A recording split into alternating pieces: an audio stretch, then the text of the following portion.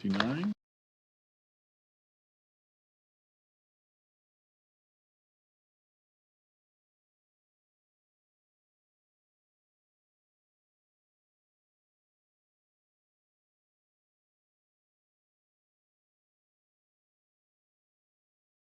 All. This is the Historic Preservation Commission, and today's Wednesday, September 1st, 2021. It is 6 p.m. Will Darby, could you call the roll call, please? Yes, sir. When I call your name, please state here or present for the record. Mary Vox Bell. Present. Elaine Gallagher Adams. Present. Bruce Trimber. Here. Jesse Solomon. Present. Terry Schmelter. Here. Josh Simpson. Here. Josh, did we hear you? Heard him. Okay. Michael Lavecchio. Thank you. So we do have Josh, and he just understanding is he has still the ability to vote and listen and contribute. Yes. Just as if he was there. You are. Hello. So I just wanted to kind of clarify that since this is a hybrid thing. So will you be flipping him in and out when he wants to? Oh, there you are. You're going to be a little. Yeah, just so you know, he can see everything. He can see up front, as you can see on here. So he is watching. He's can understand everything and hear it. And when we do go to the presentation mode, he will be able to see the presentation as you see it. Okay. Very good. Thanks, guys. Thanks, Josh. Notice regarding adjournment. The Historic Preservation Commission will not hear new items after 9:30 p.m. unless authorized by a majority vote of the commission members present. Items which not have been heard by 9:30 may be continued to the next regular meeting or special meeting date as determined by the commission members. Notice regarding public comments. Every member of the public who is recognized to speak shall address the chairman, and in speaking avoid disrespect to the commission, staff, or other members of the meeting. State your name and address when speaking for the record. Comments are limited to 3 minutes. It looks like I have one comment sheet. Are we having any additionals? I have not received any other public comments. Where do we? So just as family members, you don't need to sign up for the public comment. So during the opportunity to speak during the project, you'll be able to speak with the applicant and as the property owner. So you will not be limited to the actual 3 minutes. Okay. Yep. Thank you for that clarification. So therefore, we have someone else filling out a public comment card. So we'll have 2 public comments, and then they're going to be part of another process that. Yes, sir, Mr. Chairman, and I'd recommend that when we get to that, whatever the item it is, I believe it's the 9 Bruin, that we have an opportunity to do the staff presentation, questions, have the applicant present, and then have the opportunity for the public to be able to speak at that point. Excellent. Thank you. Thank you for that clarification. Adoption of the agenda as written. Can I get a motion in regards to the agenda? I'll make a motion to adopt the agenda as written. I'll second that motion. Are there any comments, discussions? If not, vote on the agenda. All in favor, aye? Aye. Any opposed? Agenda is adopted. Adoption of minutes as written from August 4th, 2021 for the Historic Preservation Commission meeting. Do I have a motion for the adoption of minutes? Motion to adopt the minutes. I'll second it. Thank you. Any discussions regards that? If not, can I get a vote? All in favor, aye? Aye. Any opposed? Written are adopted. And let's see, then we have there's no public comments that are not on the agenda, is that correct? Everything, the comments that we have are for the agenda items, correct? Okay.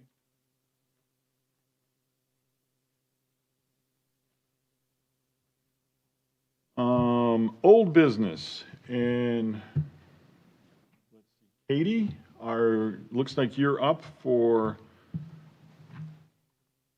certificate of appropriateness for the Beard family, is that correct? Yes, sir.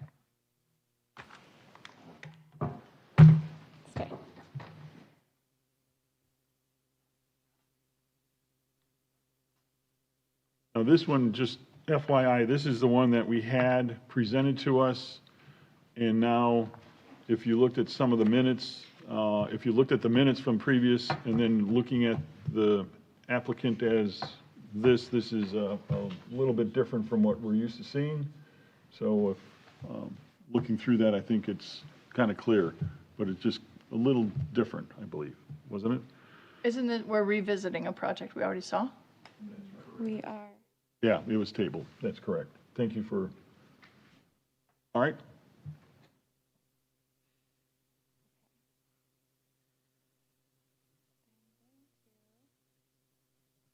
Hopefully be able to get this so that he can see it as well as you all.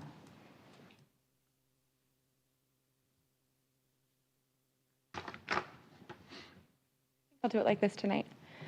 So this is an application for a certificate of appropriateness. As you mentioned, it is one that is old business, so we heard this last month. The applicant had come back to us with a little bit of additional information and a few revisions so that they were closer to being in line with the standards found in the Unified Development Ordinance.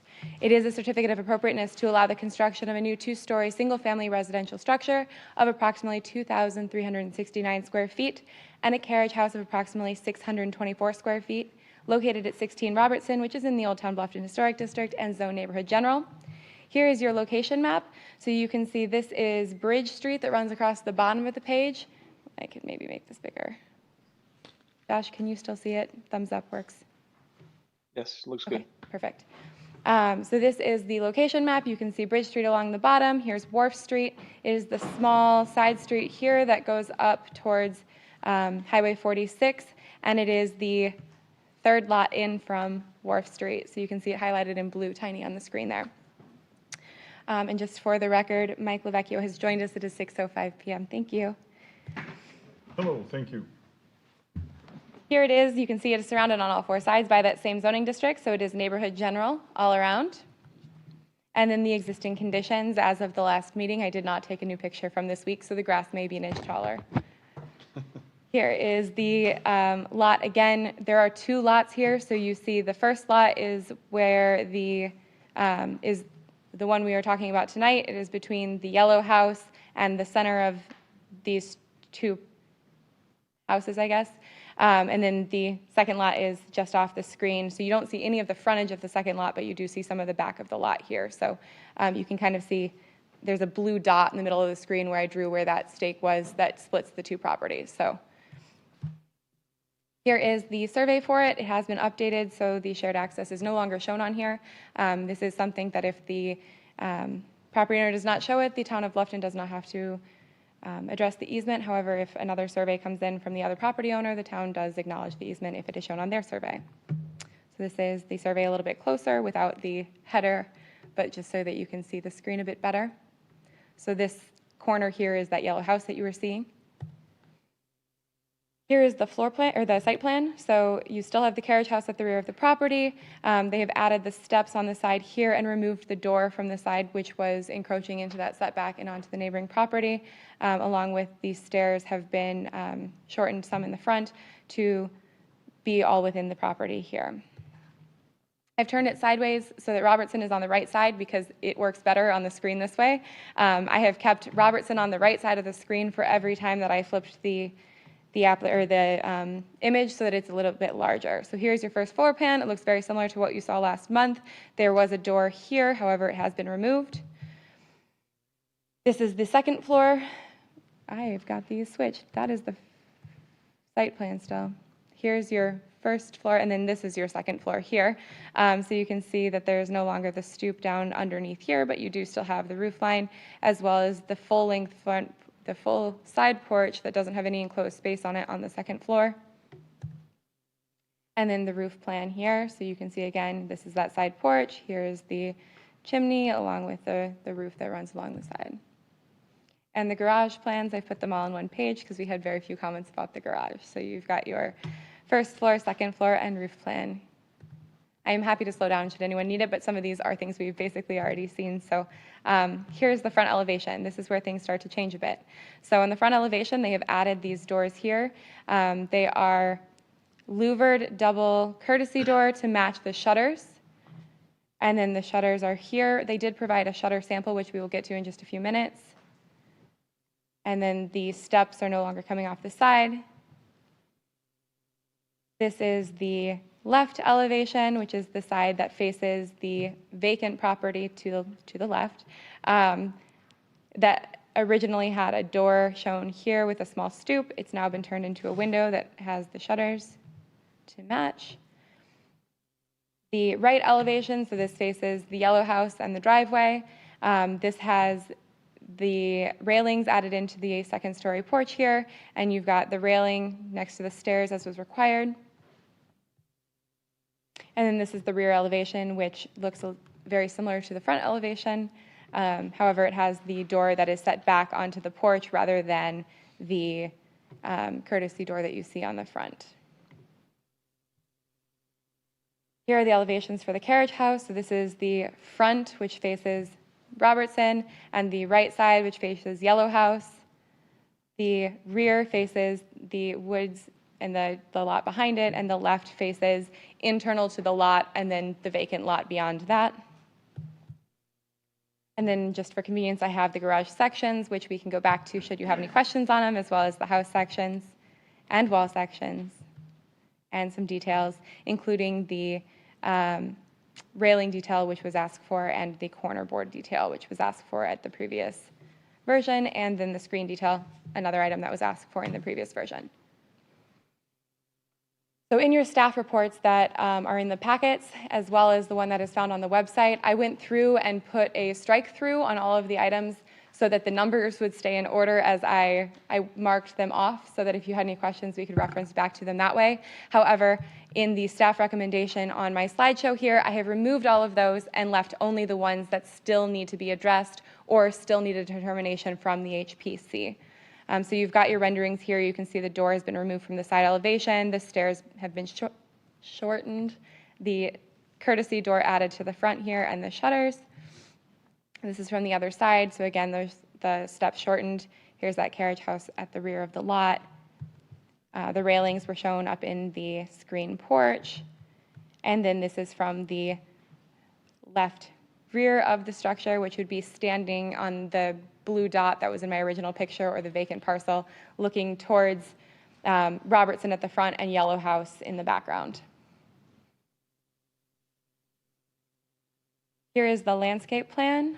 So they have changed the tree location, so it is just inside that setback line at both the front and the rear. There is still one tree that is located here. However, the street tree has been removed from it, and this tree has been removed from it. I've zoomed in a bit so that you could see it a little bit closer. It's still that yaupon. And then I've zoomed in on the plant schedule for your convenience.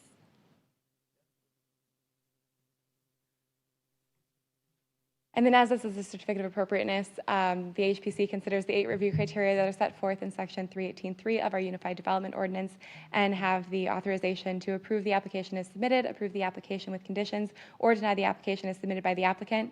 We do have a representative from the applicant here to speak on behalf of the project. I'm happy to answer any questions, as well as hopefully the applicant as well. So, if you'd like, I can go through, since we've got limited seating tonight, I can go through staff's recommendation, and then we can open up the floor to the applicant. Okay, why don't we do that, and then have the applicant approach? Perfect. Where is the applicant? I was going to say, I saw them come in. So the first one is that the landscape plan has been revised so that the street tree and the tree at the rear of the property have been removed on the landscape plan. If you take a look here, it is still showing, ooh, it got small, as a shared access here, so it is still labeled as that. This tree is the only one that could not count towards the canopy coverage calculation if that were to be used as an access, and it is still larger in diameter than a yaupon would typically grow. So, don't we understand this again? Why can't this be used? Since it's located in what is labeled on their landscape plan as a shared access, if it is counting towards their canopy coverage and it becomes an access point, then that tree would need to be taken down in order for the access point to be used. So it'd be similar to planting a tree right here in the middle of the driveway. If they plan on pulling a car into the lot, it would be a problem there. On their survey, they've updated it so it doesn't show that. That's just fine, and it is okay, but it is showing, so if it is located in the side access, that is acceptable. However, it is still being shown as a larger diameter for the canopy than would, it's almost twice the size of what this tree species grows to be. It's showing as about a 60-foot diameter canopy, and Yaupon typically grows no larger than about 25, and that's well This needs to be a fertilized and different type of tree. watered, yes. The second item is that a determination on the building type must be made. We discussed this at the last meeting. However, a side yard house, it meets the setback requirements for a side yard house and the square footage. However, one of the requirements of a side yard house is that it has a full-length side porch. On this specific building, you can see that it does have a majority of the structure with a side porch. However, it is about 40% of the first floor and 66-ish% of the second floor that has that porch. From the front, it has been pushed up, and I believe the HPC discussed this and said that they felt that this did meet the intent of that. However, a determination will still need to be made on that, whether it meets the building type based on how it is proposed. If the HPC finds that it does not meet the criteria for the side yard building type, then the side yard would need to be increased from 5 feet to 10 feet for that setback, because it would be reviewed as an additional building type. So number 3 is dependent on the response for number 2 here. So the next item is that the material for the columns is listed on the application as composite. It is listed as wood on the plan set. However, they're just not lining up, so that just needs to be updated. A window detail showing the configuration of the mutton pattern has not been provided, so that needs to be provided. And the water table is shown as a 5/4 stock for the skirt board. The drip board is, I believe, showing up as a 2x materials on some of the details, but it's not showing up on the elevation. So it's labeled in a few places, and it just needs to be consistently at least a 5/4 stock. It's showing up as a 1x.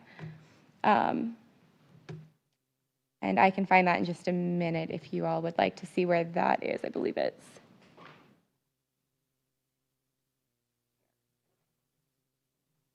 Oops.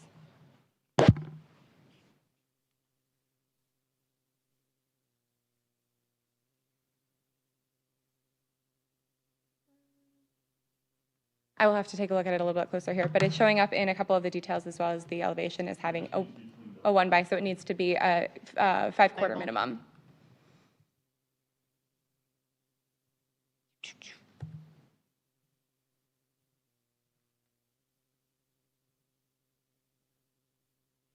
The next item is that the shutters would need to be revised to a durable wood material, or additional information on the composite proposed needs to be provided to ensure that the shutters will be consistent with the character of the historic district, and the materials used are equal or of better quality than traditional building materials. Further, the traditional construction pattern states that you should use the touch rule. So if it is at a level that is able to be touched by someone, so if it is below the second story and it's something that can be touched, it would need to feel as though it were the same as that material. They have provided a sample, which is sitting behind Mr. Chairman. You're the Vanna White tonight. So here is a material that you guys can pass a little bit to feel it. Staff has found that the primary portion of it does feel as though it is a wood material. However, it's got metal end caps to it, and the louvers are very, very light. So take that into consideration as you review this one. Number 8 is a comment that is additional to what was in the original staff report, because with the addition of the courtesy door on the front elevation, it is proposed as the same material as the shutters. So the front door would also be made of this material as proposed. So a determination on the appropriateness of the material used for the primary door must also be made. And then number 9 is just a note that the service yard location is shown only on the Carriage House. We discussed this at the last meeting, but because it's not typical, no service items would be able to be located at the primary structure. They would all need to be fed from that service yard under the stairs of the Carriage House. And that is what is left from the conditions that we had at the last one, plus the last two, which have been updated based on the new submittal. I'm happy to answer any questions, but I think we could also open it up to the applicant if that is all right with you, Mr. Chairman. Yes, would the applicant like to add or discuss any of these, please? Take this one. And if you could just state your name? Yes, of course. Zach Brown. We've got Ashley here with me as well. She's the homeowner. Katie, thank you for What role are you playing, Zach? What's that? What role are you playing? I am the architect. Okay. Yeah. So thank you, Katie, for that thorough review of what we've proposed here. We've kind of kept it pretty simple. We're just going with a simple Charleston-style side porch house, a narrow lot. So this is just kind of the natural solution for what we were given. It's one of those things that we've kind of approached this as going through the review process, trying to address comments as best as possible, but also, for example, with the shutters, try to, provide a more durable solution for them for long-term, I guess, less maintenance long-term wise, just to keep the house looking beautiful for years to come without having to worry about upkeep. And it's the same way with a lot of the other materials as well. But I'm happy to answer any questions, respond to these points as much as possible, and kind of go from there. And I'm going to refer back to our discussion that we had, the original one, in regards to the side porch. I think that you mentioned that it does reflect to be a side porch, just typically done historically. Yeah, if I historically, recall. you can find a lot of examples of buildings with a partial side porch, mostly as a result of the fact that the buildings were expanded over the years and they just didn't expand the side porch too. It looks perfectly in proportion to what the intent of the UDO is. And what a side porch. Yeah, yeah. And to elaborate on that, we switched some materials for that same kind of method of infill porch. So there's an expansion. So the vertical siding was an attempt to kind of reiterate that fact in some way. Service yard, I think we discussed that in the last one too, as you were mentioning that it was going to be located at the garage, which is a little different, but it's going to be feeding the whole house, air conditioning and meters and the whole schmear. Yeah, yeah. You're not going to have mishmash of stuff hanging on the side of the house here and there. No, definitely not. Yeah, just from the size of the lot, we felt it was efficient enough just to keep everything centrally located and that, next to the garage, kind of tucked away from the house. So you don't have any noise pollution that's coming from those units. It's not interrupting bedroom spaces. So that was just kind of the philosophy behind it. Going back to the landscape, do you want to refer to that? Yeah, I mean, I was just gonna, I was trying to look at the plan in a way, obviously you'll have a tight site where you could meet the requirements. Not trying to over suggest something, but one thing I was seeing in the site plan before was looks like that driveway chamfered or had a fillet right there at the garage. That might be an opportunity to pick up some canopy tree. Like if we flip back, I think, to the site plan, it looks like, I don't know. I was just trying to, it's a tough thing with that easement. Right. Because you're very limited as, you have your driveway in your house on where you can put trees that meet your canopy requirement. But that could be a potential option if that site plan is, yes. So right there, yep, either one of those. It looks like on this one where you're coming in on that, on your garage area, that might be a potential. I know it's getting tight. Or even anywhere along the side. I know you only have 5 feet, but just trying to come up with a way. Sure, yeah. That's really the only other location that you could put something that would give you canopy coverage.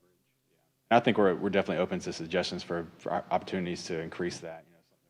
We're definitely working towards that. And with the easement, obviously with the landscaping package, it was something that I don't believe the landscape architect was able to update the base layer for that. So, if it's a matter of taking that information off of the landscape so it doesn't read as there's an easement there, I think for clarity's sake, we're more than happy to make that happen. Gotcha. I mean, I think from the town's perspective, they're just saying they can't count it. Sure. And, It's not big enough though. what's that? It's not going to grow big enough though. It's a Yopon, and Yopons don't get that big. Correct. I mean, there was two comments, but the main one, unless I'm incorrect, is the town's concerned that at any point, this could be an access easement, and then they would no longer meet a requirement. The rest of the planting can go away, and it still would be fine as far as the UDO. I was just trying to, we have approved plans in the past. I was just without, sometimes without that much of a landscape plan. I was just trying to see if it was in fact feasible, canopy coverage. And I mean, if you were open to that, it looks like there is an opportunity by your garage to put some things. I think adding the plant there, the tree there, is something that I'm more welcome to do. You know, I think the more the better, in my opinion, as long as it's not kind of overwhelming the lot. And I think it's a good location for something to be planted there. Mr. Chairman, I think my mic is on, so if it's not, I apologize. It may be that they are meeting the 75% requirement without the canopy coverage from that tree, because that canopy is shown at about twice the size of what it is. But a majority of the canopy from that yaupon is overlapping either canopy from the live oak at the front of the lot or the roof. There's really only going to be about maybe 60 square feet of, and that's a generous count of what that tree would count for. So it's possible that they can leave that tree there, but it won't count towards the canopy, but that may not be an issue. You'll just need to double check, have the landscape architect do the calculations on that again. Okay. I mean, I'm fine with that. If the applicant can meet that requirement, fine with that being done at a staff.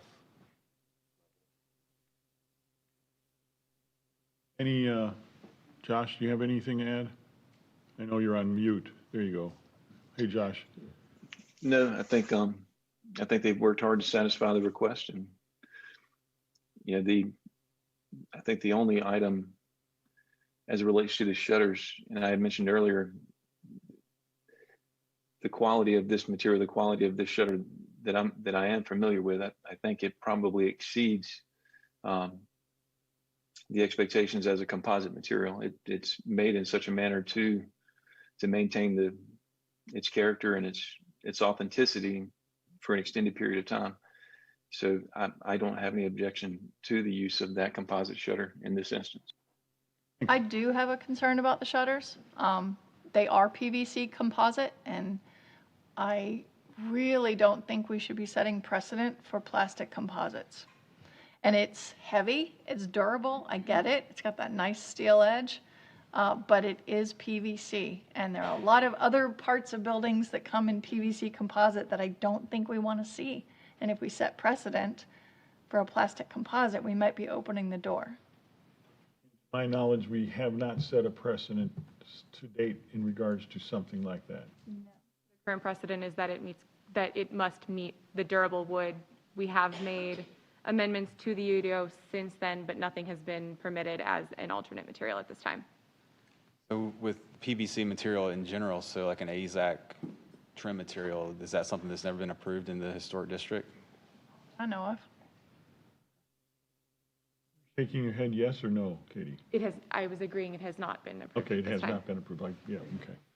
Kind of dumb question, but walk me through as far as a paint that's applied to either a wood or a metal, it's going to be different. I mean, the main thing is it's just a different material. Material. Yeah. Right. So what Elaine's mentioning is once you open the door to PVC, Then you start seeing PVC fencing, and it could really Yeah.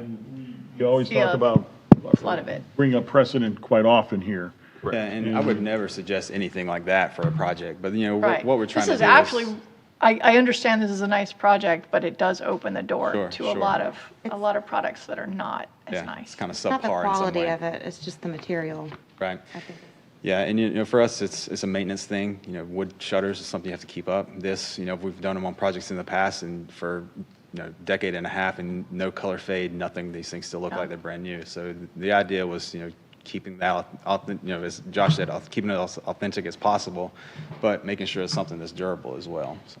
Yeah. I guess it You might goes- look at harder woods or acetylated wood Sure, and get that, sure. that really dense, Yeah. long lasting. What Elaine's referring to is the UDO that we follow is the rules that we didn't set, the UDO commission did and Sure, council did. yeah, of course. So we're trying to follow that, and if we open the door up on any of those UDO items, then you're allowing different PVC material for other, well, you did it here, and I hear it a lot. Well, you did it over here, okay, but we're not gonna do it over here, but you liked him better, we gotta watch that, so. Yeah, yeah. It makes it real Understandable. difficult for us to understand, see products like this, but yet we're trying to stick with the UDO. Sure, And absolutely. that's what understand. we've been given the duty to do. Right, yeah, that's understandable. Would it be possible to, I understand the slippery slope argument that you're making, but would it be possible to limit this exception to a high-quality shutter and not open that door? How do you, Well, do I mean, you- everything yeah. comes before you, you decide it on a case-by-case basis. Well, you let them have the shutters, why can't I have my door out of the same stuff? Well, you let me have the door out of this stuff, why can't you let me have the fencing out of it? It does lead to the next, it leads on to Next more and thing. more situations, so we haven't in the past, and I guess we're kind of sticking to our guns in I regards to think, that. to that point, if you think about vinyl windows, you see a lot of in the historic district. It's something that I don't necessarily think it's a terrible product, but there's better options out there that seem more authentic. And I so keep that- trying to get rid of the vinyl window thing in the UDO, but it never goes I'm away. with you. I'm with you there. But for us, it was just something trying to present a high quality product. Regardless of what the material is, it was more about the quality of it. So.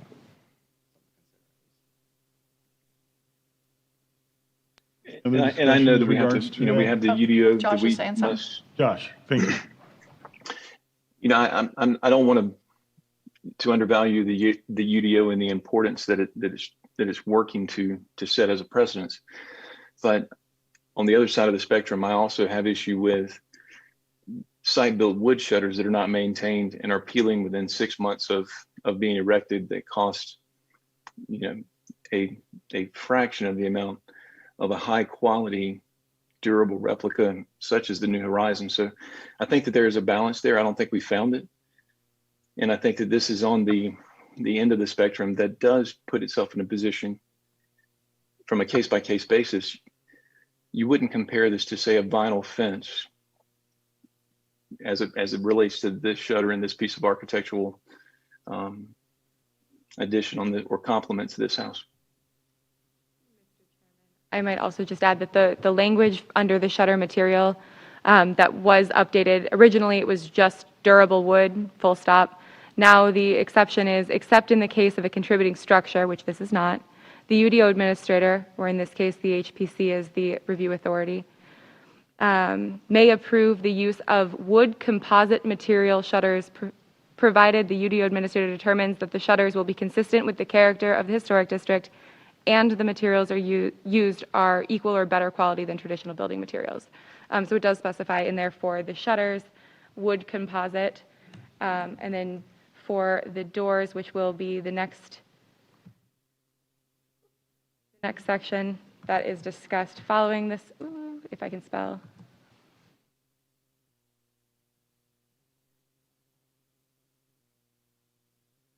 The door material permitted is wood, metal, metal clad, except in the case of a contributing structure.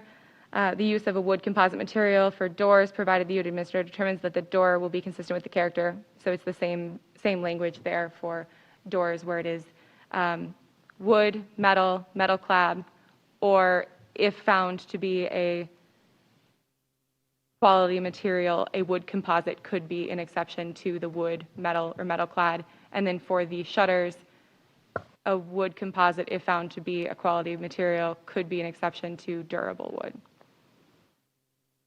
Almost every house, new construction in Old Town has shutters. Aren't there usually other wood. options? Yeah, but that's a viable option, is it not? I guess if someone's making the motion to make an exception there, you have to make sure that you voice your exception on quality, and in other words, stating it so it becomes a higher bar, if that's how anyone wants to make a motion there. But when you know, regarding precedent, I think if there weren't other options, then that may be a reason to set a new precedent. But there are other options in this case. To make the motion and that precedent is set, you need to make sure and Oh, right. clarify that it states quality. I think as Josh, you're stating, maybe you could kind of address that in regards to the higher quality and that concept. And I would also add that if we wanted to consider an exception, specifically in this case, it's presented as a louvered shutter. And a painted louvered shutter being manufactured in wood is extremely rare these days. If it is being manufactured by wood, in order for it to be durable enough to hold up, it's unfortunately our pines and our materials that are harvested nowadays, they're not typically dense enough to be able to stand up to our conditions. So it's being made from a mahogany, a sapele, non-indigenous material that's not sourced locally. So, you know, it's one thing for a vertical shutter to be proposed in this fashion. It can be built. Vertical shutters can be built out of wood, but a louvered shutter such as this, it's a complement to the area. Now that is my humble opinion, to be able to incorporate a great looking painted louvered shutter such as this, because you're not going to see it in wood. I know in a motion you can't specifically state a manufacturer, but you could do a specification or a calling out the material type situation. So, you know, you can't call it a whatever shutter that was, but you could say, you know, as something. It's just ideas.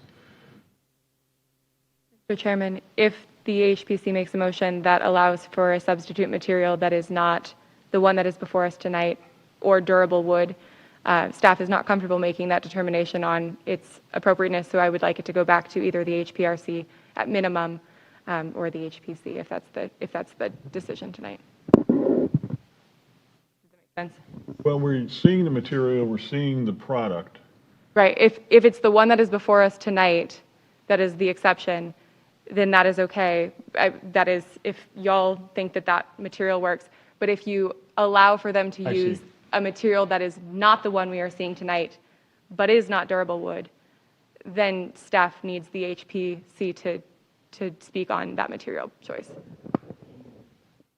In a motion, can you state a manufacturer? I don't know how that works. Mr. Chairman, I would recommend that you do not include a manufacturer in any of your motions because that could obviously create issues That gets down in the a line. slippery slope, yeah.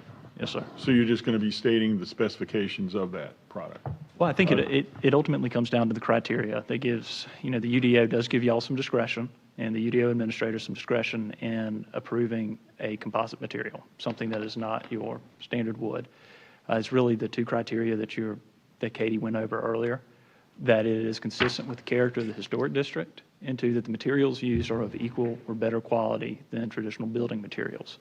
And it's whether y'all can opine about why this particular shutter and this particular composite material presented to y'all tonight is consistent with the character of the historic district and is of a material that's equal or better quality than traditional building materials. I know we always are a little bit concerned about precedent, and so when you're in particular when you're discussing the material, just be very clear about what about this particular material and this particular shutter makes it of better quality than traditional building materials. And certainly the type of use that it's going to go to, a shutter versus, say, some other building materials would make some difference. So y'all have some leeway there, but it's ultimately up to the HPC, what y'all want to do. Okay? I have a hard time with it. This is made out of aluminum, PVC, and styrene. There is no wood in it anywhere. So it's not even a wood composite. Yeah, I guess, I mean, I'll say I completely understand the desire to have it. I do know, I mean, the moment that I touched it, it was like, that's metal. So I don't know. I couldn't, I don't think I could sign off on this shutter that's presented meeting that requirement. I mean, I guess it comes down to an architectural point. You know, it's something we're trying to go with this louvered shutter. And to Josh's point, I think it's something that, you know, to go with a wood species, it's becoming more and more difficult to fabricate that in some way where it becomes a durable element. And so, you know, that was kind of the philosophy. It's just, we want to keep this architectural style, this Charleston style, which was that louvered shutter approach. You know, not necessarily a board-on-board shutter. Have you looked into acetylated wood? We have not, but this was a product I'm very familiar with and we use often, and it's something that I felt like it was superior in a lot of ways. So. In other words, there's other options out there. Sure. And you're familiar with other options? Yeah. And are there other options out there that would assist in? There are wood composites that are not plastic. There's no shutters. There's hardwood shutters. There's acetylated wood shutters. They got a couple things they could look at. Okay. Any further discussions on this? Further comments? Staff? Applicant? I don't have anything else to add for the shutters, but. Is there anyone here that, My mouse doesn't work on this table. I have to be over there, which is just fine. No, stay there. I'm just talking into the mic instead, though. The items that need specific direction, if you were to like the wording of staff's comments, items 2, 3, 7, and 8 do need something from you all, because it is the determination on the building type. If it is not a side yard, then 3 needs a determination. If it is, then 3 could be skipped. And then if you could hit the down arrow for me. Mm-hmm. And then 7 and 8 are the door and shutter material items. So those you have discussed, but just make sure that you are considering those other options. The staff is looking for a determination. thank you for that, Katie. Is there anyone willing to make a motion? I'll be willing to give it a try. If we can go back up one page so I can see that top portion. So I would like to make a motion that we approve the applicant as submitted with the determination that the design does meet the intent of a side yard residence or side yard structure, which takes care of items 2 and 3. And then if we can go to the next page. And that the shutters as well as the door materials be resubmitted to staff for final approval, which would take care of 7 and 8. Is that good, Katie? Mr. Chairman, if I understood the motion that Josh made, it was that it was per staff's recommendation with item 2 meeting the building type, which negates 3, and that 7 and 8 be resubmitted to staff for review. That all other items are inclusive. Correct? That was my understanding. That's my understanding. Is that correct? That was my intent, yes. Okay. Staff or HPRC? Well, Josh, could you state approval? Let me clarify that by HPRC. As we're talking about the materials associated with the shutters and the doors, I think it's important that it go back to HPRC. That appropriate that we? And before we second, let's just, pardon me, Mr. Chairman. Yeah, I had my thank you. mask No, on I there always for a moment. appreciate your. Just before we get a second, let's just reiterate that motion, just for the sake of clarity. That's a motion to approve the application with the conditions outlined in the staff report, subject to a determination that the building type meets the side yard building type requirement, and that the proposed materials for the shutter and the door will be submitted to staff and HPRC for a final determination as to whether it meets the requirements of the UDO. Excellent. Oh, he's so good. Yeah, well, that's why he's an attorney. I've had some practice, thank He's you. had some practice. Can I get a second on that? I I'll second. Oh. We got two. Do we have any further discussions? And let's say we'll vote on this motion. All approve? Aye? Aye. Any opposed? And it comes back to HPRC, so you don't have to wait for a month, and then HPRC meets once a week. So with those, and I do have to say that you did listen, and, you know, looking through this, it was quite, you know, the front door and all those, it made it look pretty nice. I thought it was a good, Well, good. looking project. Well, thank To you. fit on Thank such you. you know, interesting, hard to fit, you know, I don't know if you saw the challenges, the folks out there, but very This is a challenging skinny lot. lot. And you came before us a couple of times to get that thing squeezed in, so good job. Thank you, thank Yeah. you. Well, we'll be happy to make some of these adjustments as needed and resubmit for staff level approval. Well, great, All right. thank you. Appreciate it.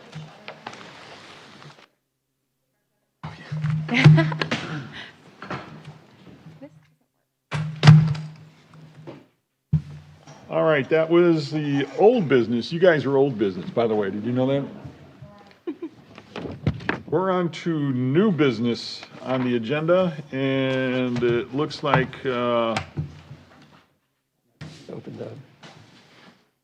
we have Glenn, is that correct? Yes, sir. Glenn, you're going to be doing the presentation? I am. Well, that's very good. Hello, Glenn. Hello, sir. Good evening, Commissioners. This is a application for a certificate of appropriateness for a demolition.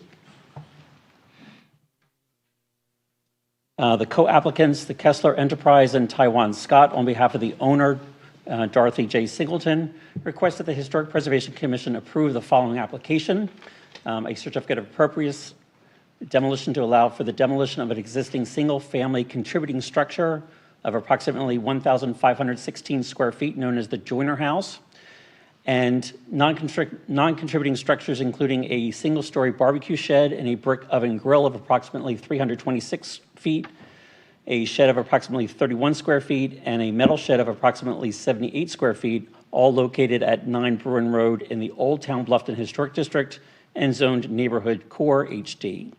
Glenn, can you hold on one second? If I could, for the record, Jesse Solomon did step down and has recused himself from this application. Oh, thank you.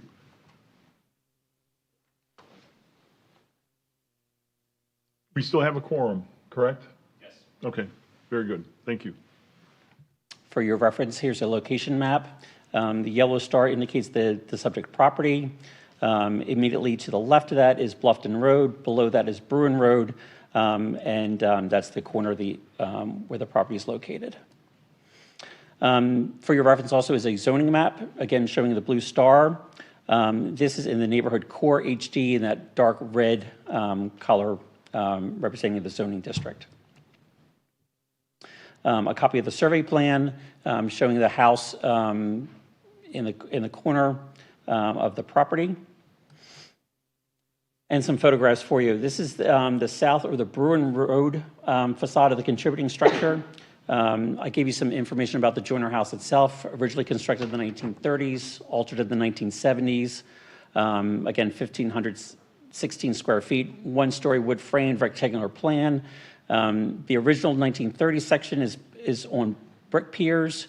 The non-historic addition is on concrete block piers with a front-facing gable roof, wood-lap siding, exposed rafters at the eaves, metal roof. The screen porch with brick entry steps. There's a secondary entrance, which we'll see in a moment, with covered portico supported by wrought iron columns and concrete steps. The west elevation from Bluffton Road, you'll see to the right is the original structure on the brick piers, which is the south portion of the building. North portion of the building is to your left on the concrete piers. Not visible from the road is the east elevation of the contributing structure. 2 photographs there. And then the north elevation, which is the new section of the building, which is the northern portion of the building. Of the non-contributing structures on the property, just for your own reference, we have a barbecue shed. Here's an interior photograph of the barbecue shed. Again, it's a non-contributing structure. Non-contributing metal shed on the property, as well as a non-contributing well enclosure. So for the contributing structure, the Joyner House, in 2001, South Carolina did a statewide historic reservation survey to document the African-American structures. 33 were included on the list, including the subject structure, which was identified at that time as 209 Bluffton Road. A 2008 statewide historic resource survey, the subject was also included and identified as the Joyner House at 209 Bluffton Road. And then the 2008 Historic Resource Survey, the Town Council passed a resolution on October 1st, 2008, adopting that survey, which identified the Joyner House at 209 Bluffton Road as a local contributing structure to the Old Town Bluffton Historic District. The UDO defines the contributing structure as any property, structure, or architectural resource which was designated contributing in the Bluffton Historic District's 1996 nomination to the National Register, or in the most recent Bluffton Historic Resource Survey, or any structure designated as contributing structure as provided for in Section 3.25. The complete demolition of a contributing structure or removal of a contributing structure from the Bluffton Historic Resource Survey shall cause the structure to no longer be considered contributing. We reached out to the several local preservation groups for comments as of August 31st.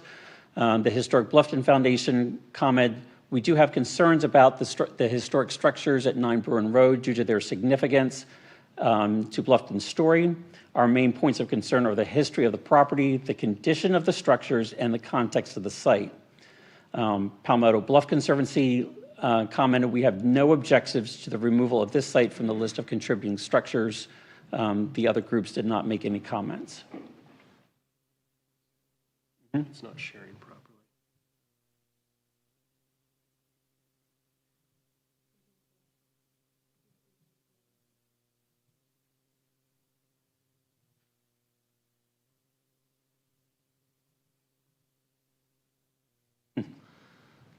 Thumbs up, he can see it. Josh? Yes, thank you. Thanks.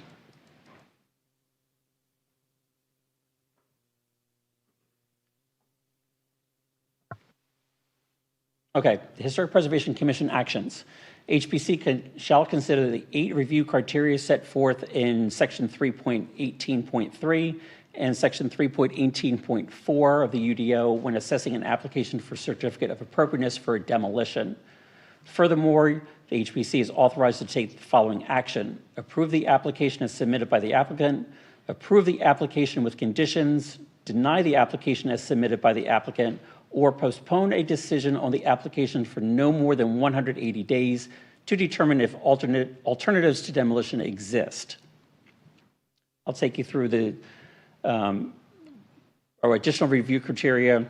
Again, Section 3.18.4. HPC may choose to postpone a decision on the demolition of request for no more than 180 days if it finds that it's in the public interest to preserve and protect the contributing structure in whole or in part.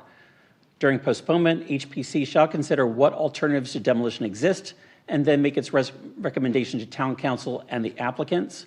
At minimum, consideration shall include alternatives for preservation of the structure in whole or in part. That includes consultation with civic groups, private citizens, and other public or private agencies and boards, or if alternatives cannot be identified and the preservation is clearly in the best interest of the general welfare of the community and of certain historic and architectural significance, investigation of acquisition by the town of Bluffton. If no alternative is recommended during the postponement period, the HPC shall take action at its next regularly scheduled HPC meeting. I'll I'll take you through the various review criteria under section 3.18. This is 3.18.3.A. Consistency with the Secretary of Interior standards for rehabilitation and guidelines for rehabilitating historic buildings. Because demolition is requested, this criterion is not applicable. 3.B, consistency with the principles set forth in the Old Town Master Plan. The Old Town Master Plan states that historic structures in Old Town should be preserved and restored to their original use or adapted to new uses when appropriate, and the built environment, in particular the historic structures scattered throughout Old Town, should be protected and enhanced, and decisions made now and in the future should be driven by preservation and protection. It is good for maintaining the community character and quality of life that makes Old Town what it is today, and it contributes to the economic success and stability of the town. As such, the complete demolition of the contributing structure is not consistent with the principles in the Old Town Bluffton Master Plan. Subsection C, the application must be in conformance with the applicable provisions provided in Article 5 Design Standards. This criterion is not applicable as this standard is intended to regulate and guide new construction and not demolitions.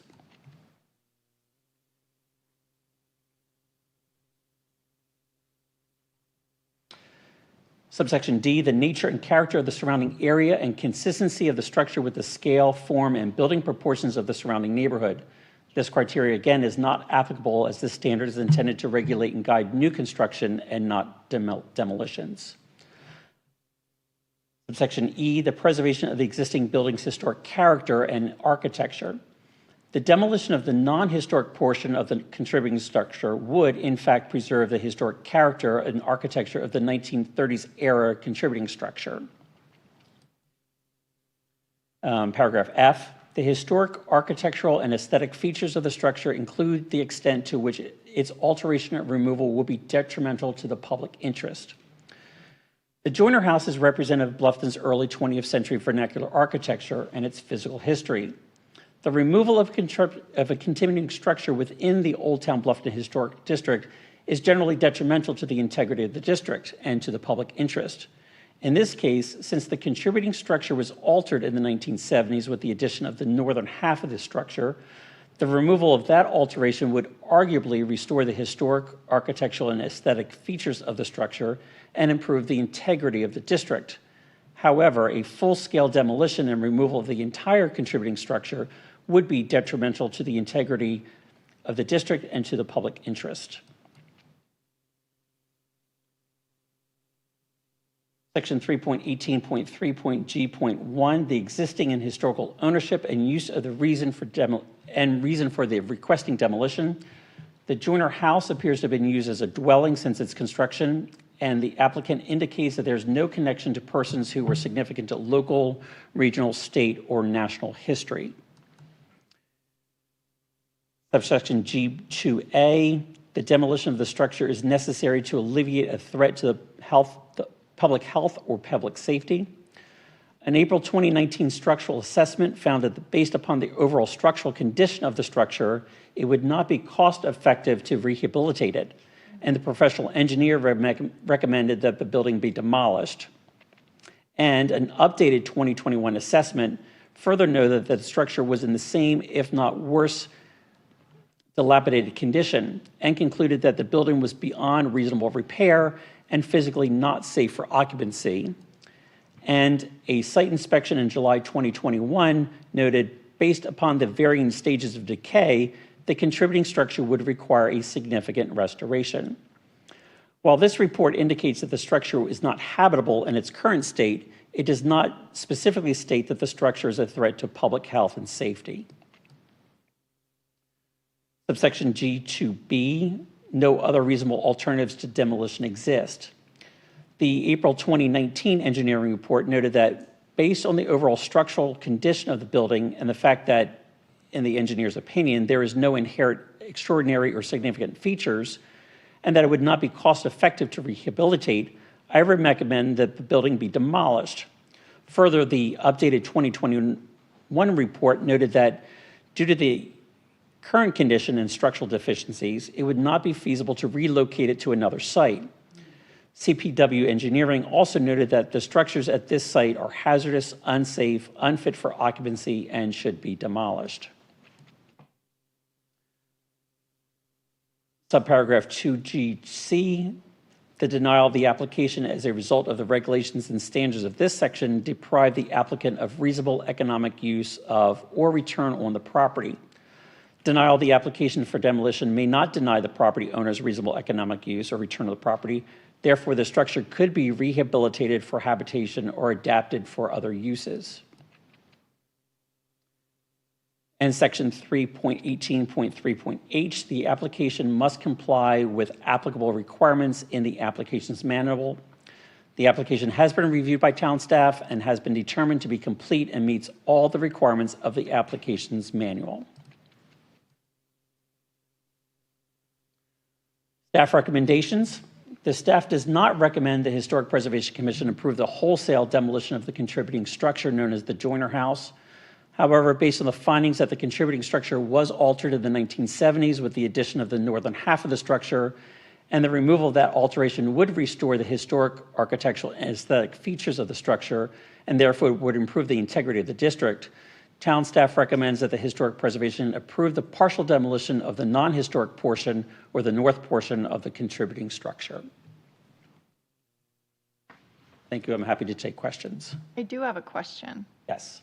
One of your first slides said that this building was included as one of 33 buildings on a statewide inventory. Was that 33 in this area or 33 statewide? Do you know? My understanding was it was 33 identified as African-American related structures in this area. In what geographic area? In this geographic area. Bluffton? Bluffton. Okay.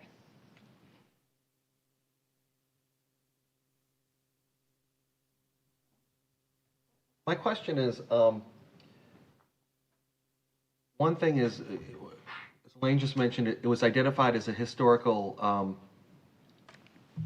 relevant structure, but then when you went back, it was stated that there was no historical relevance to the building in terms of the prior owner. Can you clarify that? Because I'm confused. What is the actual relevant in history behind this structure? So the contributing structure itself that fits into the timelines and makes it what makes the building historic is actually that southern portion that dates from the 1930s.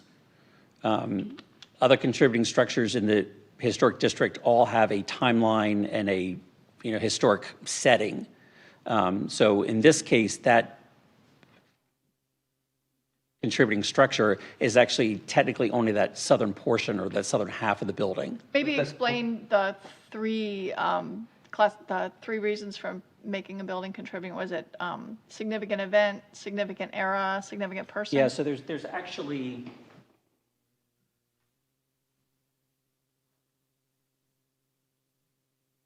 so in designating a contributing structure, there's 10 criteria you can look at. One is the structure has significant inherent character, interest, or value as part of the development or heritage of the town, region, state, or the nation. The structure is the site of an event significant in history. The structure is associated with a person or persons who contributed significantly to the culture and development of the town, region, state, or nation. The structure exemplifies the cultural, political, economic, social, ethnic, or historic heritage of the town, region, state, or nation. The structure individually or as a collection of resources embodies distinguishing characteristics of an architectural type, style, period, or specimen in architecture or engineering. The structure is a work of a designer whose work has influenced significantly in the development of the town, region, state, or nation. The structure contains elements of design, detail, materials, or craftsmanship which represent a significant innovation. The structure is part of or related to a cove or other distinctive element of the community.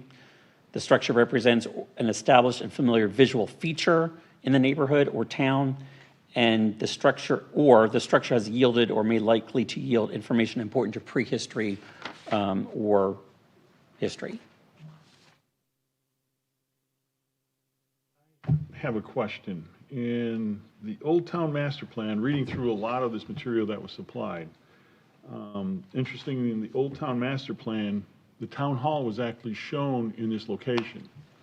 That's right. My question about if the town hall was shown in the Old Town Master Plan back then, that means that this building would have been moved, demolished, or something. So how did that event occur? And I guess after reading that, it's like, help me out with that. If the Old Town Master Plan showed it, and we're following the Old Town Master Plan, but then it showed that it was no longer there because that's where Town Hall was located, it's kind of confusing, isn't it? There might be others here who can speak to that better than I, since I'm still new. Well, but I guess I'm presenting a fair question. That's a very fair question. What was the intent of that, right? Well, if it was involved in all of the planning for the Old Town Master Plan, that's pretty intense folks that were doing all that.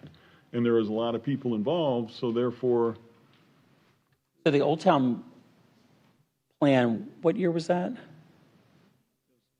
2006. So that Old Town Master Plan actually predates this being listed as a contributing structure. So this was labeled as a contributing structure in '08. So this came after the Old Town Plan. Okay. Then that.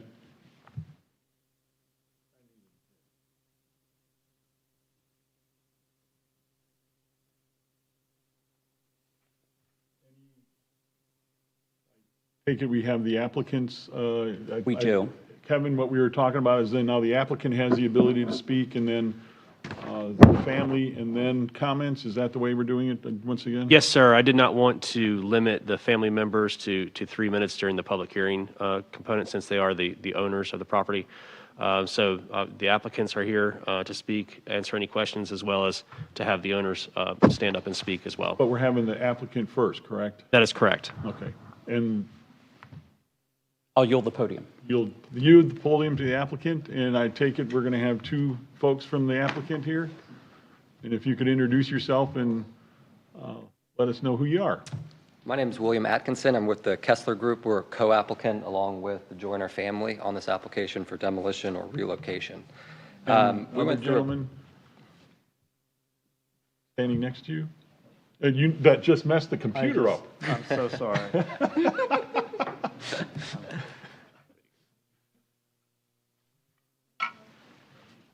Did I do that? Oh, You're lucky I know the code.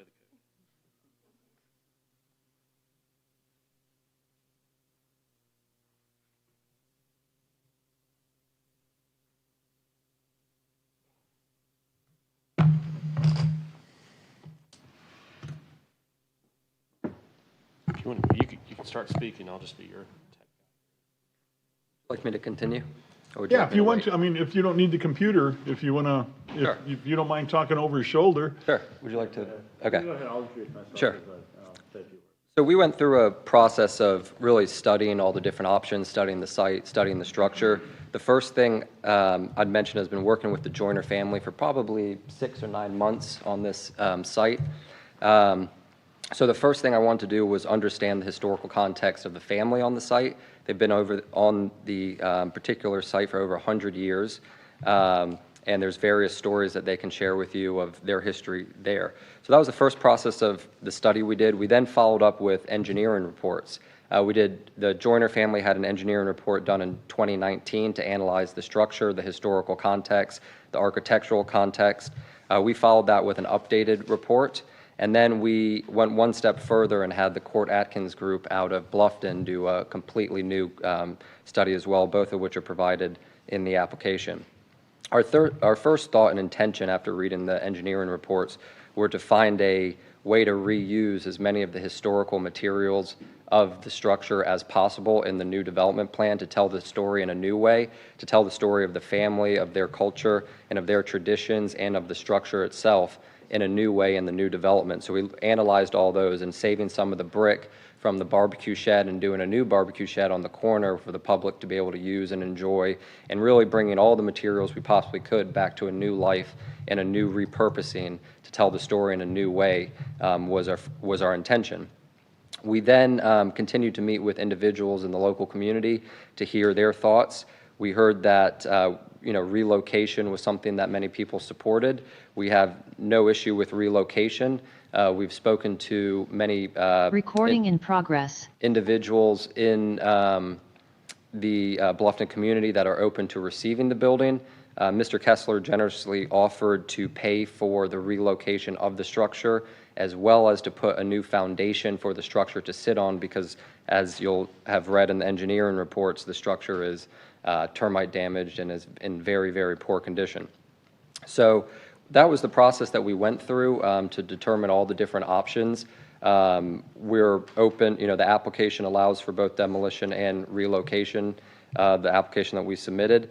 So we're open to either of those, and really would love to hear any questions that you may have on the process that we went through, some of the discoveries we had, or anything else that I can help answer. Made my day. Good. Well, I'm not sure what it was, but I'm glad. Well, you're open to moving it. That makes my day. Okay, good. I'm glad. You can state Introduce your name myself. and what role you're playing. Absolutely. My name is Christian Sotil. I'm a town planner, an architect, and an educator, and I've been working with the Kessler Collection on analyzing this property. And I understand you were involved in this part of our process that we wrote, the town historic, is that correct? That's correct. Yeah. In fact, I've come to know Bluffton over many years. In fact, nearly 25 years ago, I spent a year and a half working in Bluffton on May River Road. Then later on, back in 2002, so roughly 15 years ago, was involved in co-authoring the first preservation manual for Bluffton. And then back in 2006, worked with the Dover Cullen Partners team that worked on the Old Town Master Plan, and was very integral to that process. So we believe strongly in the master plan. And to speak to the importance of the corner, that's really where I think my comments tonight are really to remark on this project as a town planner. Really looking at the greater whole of Bluffton in the past, the Bluffton of today that we make decisions about, and the Bluffton of the future. So clearly, Bluffton stands out as a place that we love because it's so authentic, and it is not a contrived place. It's not an imaginary storybook place of a past time, but it is a real place, and real places make decisions, and real places can and should evolve. But above all, being authentic. And I really could think of no better site in Bluffton to extend the human scale and the pedestrian qualities that make it such a great place. And it's grounded from many years of thinking about Bluffton and having the opportunity to work in Bluffton. And really, it's the significance of this site as one of the four corners of Bluffton. It is one of the four corners of Bluffton. It's a site without precedent, and it's a site that has civic responsibility. And that's exactly why the town hall was shown on this site during the Old Town Master Plan. So needless to say, we're very excited to be a part of the conversation, and we're honored to be a part of the conversation. We see it really as it's a broader context decision here. Is it a preservation project? Absolutely. It's preserving Bluffton's future. I'm happy to answer any questions, but I wanted to state my role in the project and perspective on it. So, thank you. Further comments from the applicant?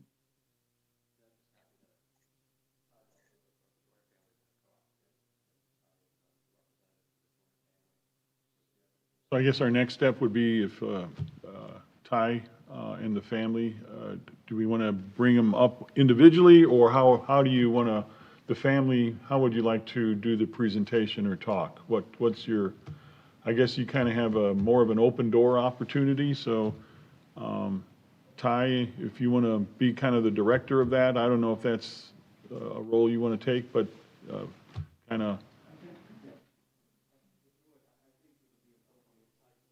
I think, if you would, I think it would be appropriate to have to have Vernie Singleton, Mrs. Singleton's daughter, to speak. And I think it's very important that everyone hears clearly what she's going to say. I think it's very, very, very impactful. So I want to have Bernie Singleton come up. Thank you. Good evening. Good evening, good evening. My name is Bernie Singleton. My mother is Dorothy Joyner Singleton, the 92-year-old last living direct heir of Bessie Joyner, who along with her husband Bertram raised 11 children at 209 Bluffton Road, remembered by my mom as 132 Happy Street when she last resided there in 1952. This meeting today is about demolishing the family home there, which I remember fondly, especially rocking on the green wooden swing still on the front porch facing Bruin Road. I love old things too, old stories, old people, old furniture, but my attachment to old things dwindles when reality overrides the physical. Memories fade, people die, things fall apart, but life goes on, thank God. Old buildings should have a place in a community. Those surrounding walls have heard and seen it all. Within its fabric, no matter how tattered, lingers the breath and voice of those who proudly walked the floors that now sag below a decaying roof. I understand the respect that some of you have for this old house that has been burned and remodeled. Honestly, it's all you have to connect yourselves to a time, way of life, and community you long to know more about and share with others.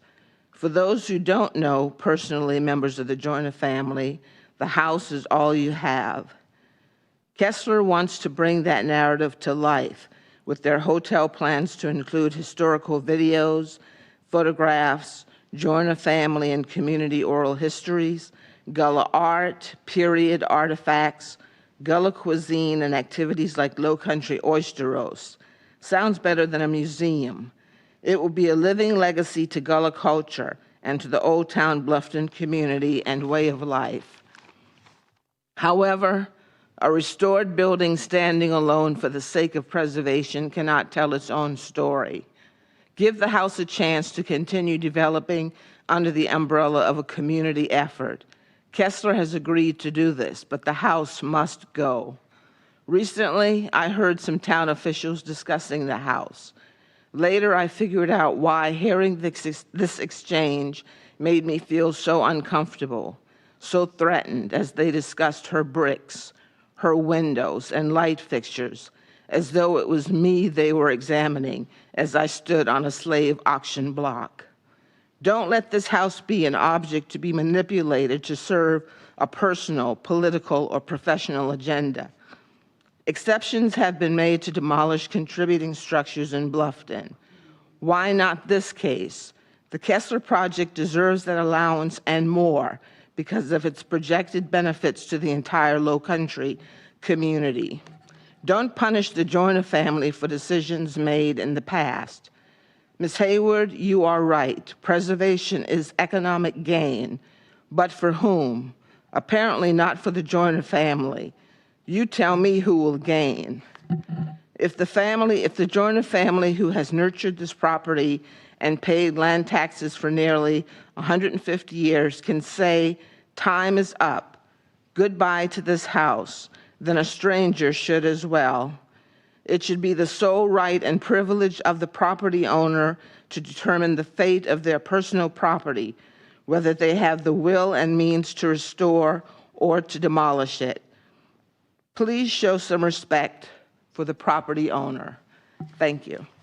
Thank you.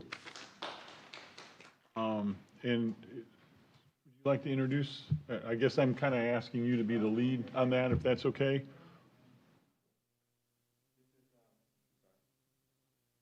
This is actually a niece, and I'm going to let her introduce herself. Good afternoon. My name is Antoinette Joyner. My father was one of the sons of Bessie and Bertram Joyner. I have fond memories in this house, but I have fond stories also. So first of all, I need to know clearly what is historical about this piece of property. There is a piece of the house in the middle that was in the 30s. My father and a couple of his brothers rebuilt part of that house when they came home from the war in World War II in the 40s. And then you have the back end of the house. So you've got 3 different eras sitting on this piece of property. What is historical? And then you have this shed, the barbecue pit that was built in the 70s. So you've got 3 different eras, 3 different things made by 3 different people. And so I need to know, and I need to understand what is historical. And like my Aunt Doris says, if we can get rid of it, and we can say time is up, let it go. I have fond memories of going out in the backyard, pumping water out of the pump, getting moss out of the tree, and cooking with a pot out of the kitchen. But I have those memories. Those memories are fine. They can live on. This can't. This is a disgrace to us because it is done. It's done. Let it go. There's nothing here to save. There's nothing here to salvage. There's nothing here to say that I remember being on this property. Let it go. Thank you.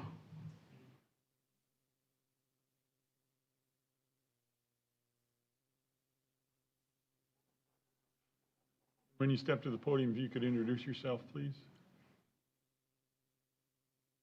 Good evening, Commissioner, and everyone present.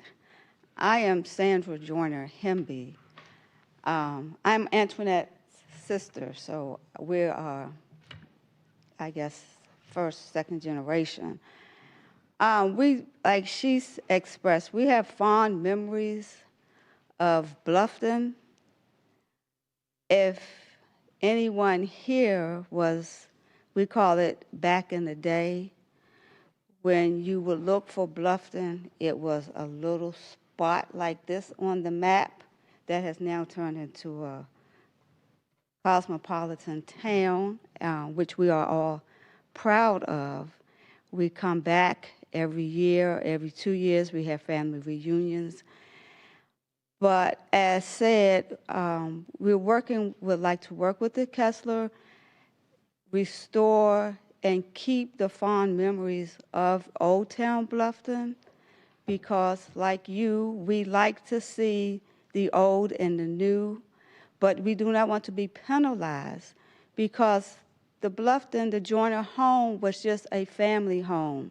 It was not a historical site of any visitation or community events of such that most historical buildings would be, where you would go in and tour. I bid you, you could not walk in the door of 132, 122 East Happy Street, 209 Bruin Road, or 9 Bruin Road as it is today.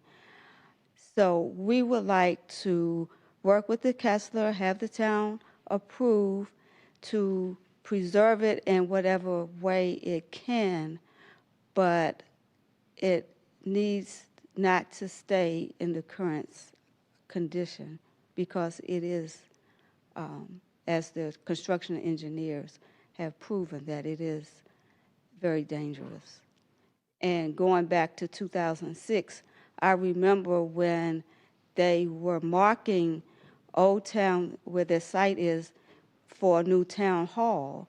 So when this came to us that it was historical and that it couldn't be demolished, I mean, we were taken back by that because it is our property and we should, and we bid that we can do and reap the benefits sold by our forefathers on that property and the taxes that we have incurred and paid over the years. Thank you. Thank you.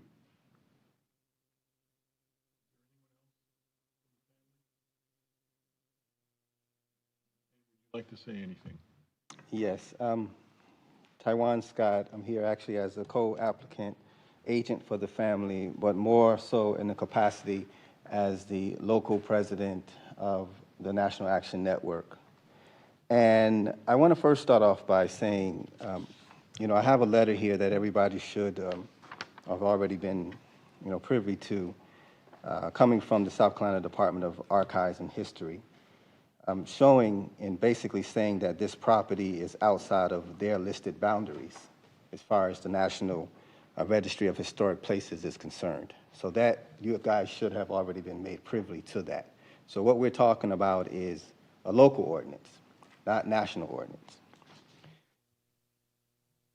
Could you repeat that one more time, what the group was? Yes, the letter coming from Elizabeth Johnson, dated May 15th, 2020, is basically stating that this property located at 9 Bruin Road or 209 Bluffton Road, as shown, is listed outside of the National Registry of Historic Places. So it's not within the National Registry, it's the town of Bluffton's local boundary that has dedicated this property as historic. The group that wrote that? That's the National Register of Historic That's Places. Director, Just to Elizabeth clarify. Johnson, the Director of Historical Services. Thank you. A criteria that I did not hear mentioned, but keeps coming up, that the town has established to classify structures as contributing is that it has been in existence for 50 years. This code is detrimental to the native Gullah families in regards to economic, sustainable opportunities, and it must be revised. Affording Bluffton Gullah natives sustainable economic opportunities must be more than lip service. The town of Bluffton must elevate and incorporate sustainable, equitable opportunities for Gullah citizens as a major priority and initiative into its annual goals. The Joyner family is formally requesting for this commission to use whatever criteria they have previously used and allow the demo of the contributing structures from their property, or, if available, to unanimously approve the removal of the structures from the contributing structure list.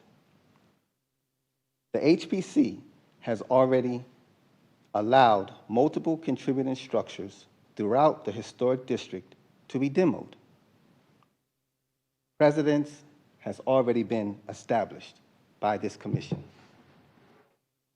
I want to reference the Messick's building and the Guccio properties.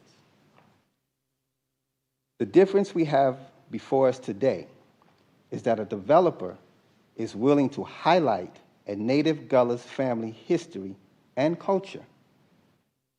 This is more than the town has done themselves. The town has allowed structures to be demoed for years.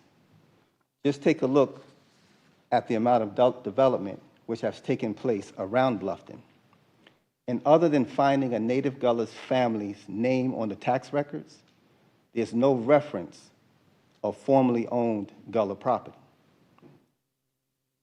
Kessler's Gullah-themed boutique will be a first of its kind and will elevate a culture much better than old dilapidated house, which says nothing.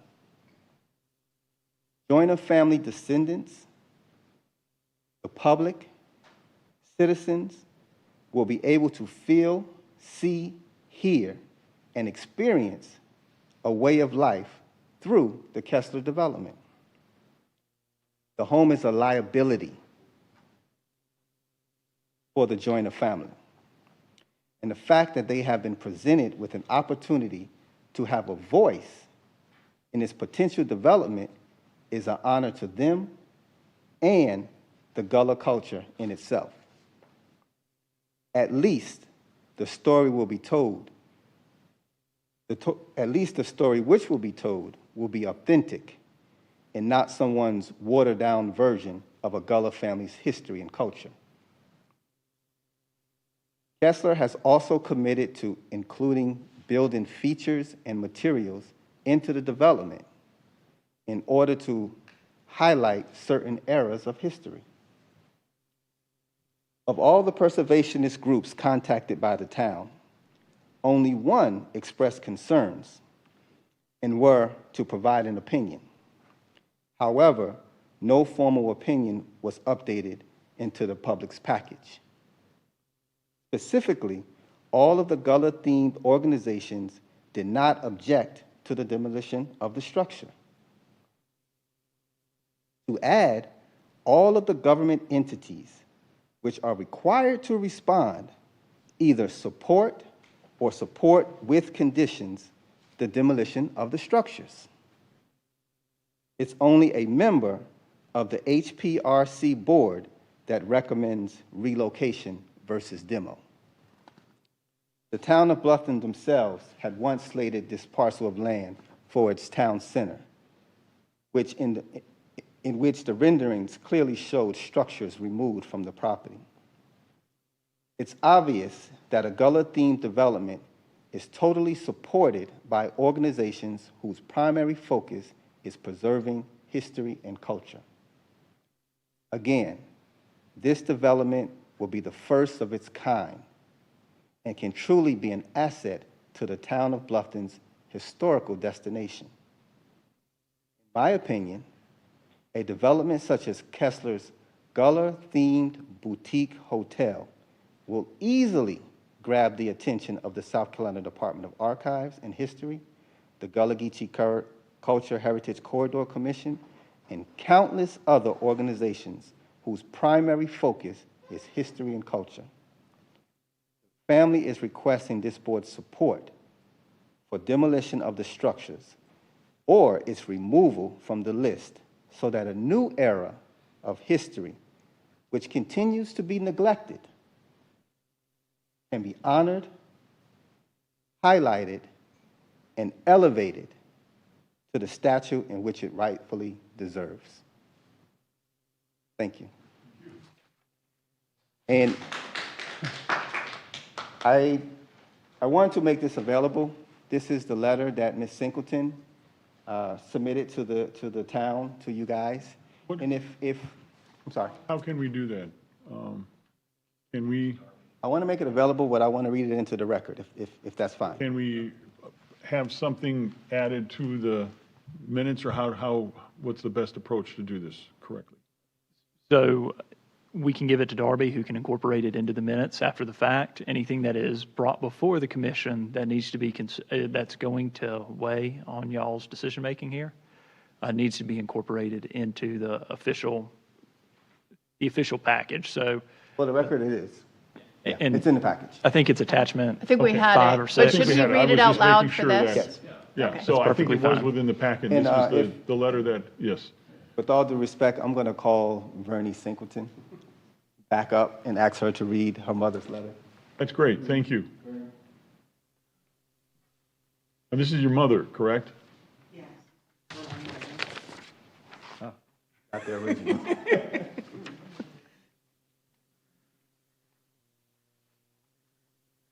I am 92 years old and am proud to be the last of 11 children, all to have been born in the house at 209 Bluffton Road. My siblings, their children and grands, and some great-grands slept in the beds, rocked on the porch, walked the hall, and played hide-and-go-seek until dark in the azalea'd yard. That part of our family's life has been over for years. The house is abandoned and no family member plans to occupy it. The house has served its purpose, so let it rest in peace. It does not matter to me whether the house is demolished or towed away to another location. What does matter is that it be removed in order that a new era in Old Town Bluffton can take root and flourish like the old oaks that grace its grounds. Let the Kessler Group, with their own style of respect and enthusiasm for local culture, have their way with the property to implement their plans for showcasing community Gullah culture and the Joyner legacy. It is my desire to see the property sold within my lifetime, and from what I can tell, the Kessler plans more than satisfy my hopes for its continued longevity as a gift and tribute to my hometown and family. Thank you. Dorothy Joyner Singleton. Thank you.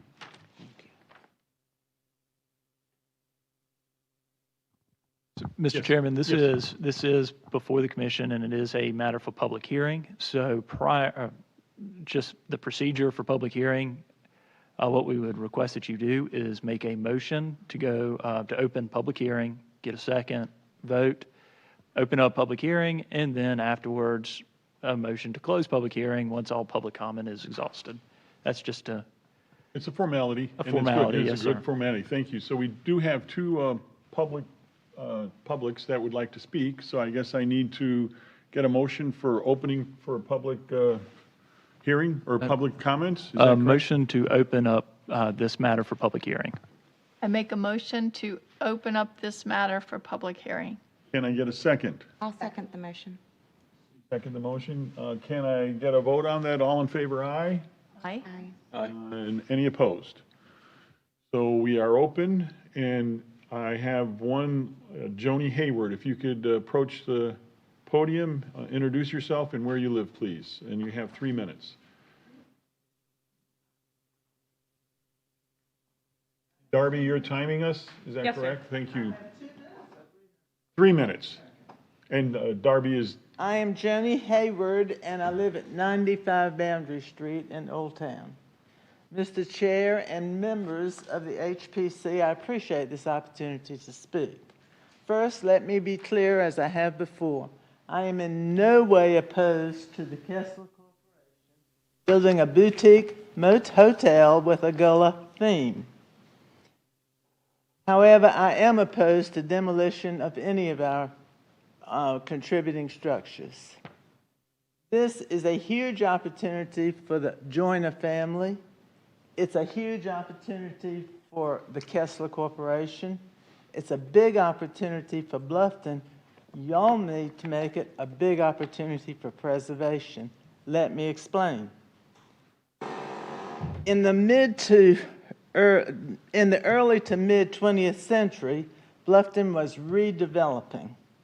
Many African American families built their homes along May River Road in the cottage-style architecture. The cottage architecture came from Europe through the West Indies to America and to Bluffton. This history came from SCAD professor Dr. Dave Joiselle at a lecture he gave in Bluffton 2 or 3 years ago. We have only a few homes left from this era. Kiki Cleveland recently became the owner of 1 Wharf Street. She is the 4th generation to own that home, and she wants to rehabilitate it. It was built by Mr. Frazier, one of her ancestors. Nathaniel Brown's home is next to the police precinct. We saved that, as you are aware. We saved that home from demolition. Down the road a little bit is Mr. Bruin's home across the street that's surviving. And then if we go to Calhoun and May River Road, there's that house that we all know, that precious yellow house that's been there forever, along with its next door neighbor. And then we go across the street to the Joyner cottage. No, it's probably not a huge architectural feat, but it tells a story of Bluffton. It tells how African Americans built their own family homes along the May River Road, and we must be proud of that. I am. On Monday and Tuesday, Christian Sotil and Will Atkinson have been in touch with me concerning the progress of finding a new location and a new owner for the Joyner home. They have been successful. As you know, it takes a new owner longer than 3 days to do their due diligence. 3 days is not enough time. In light of this, and That's 3 minutes. 3 minutes. well, Yeah. I would like to finish if I may.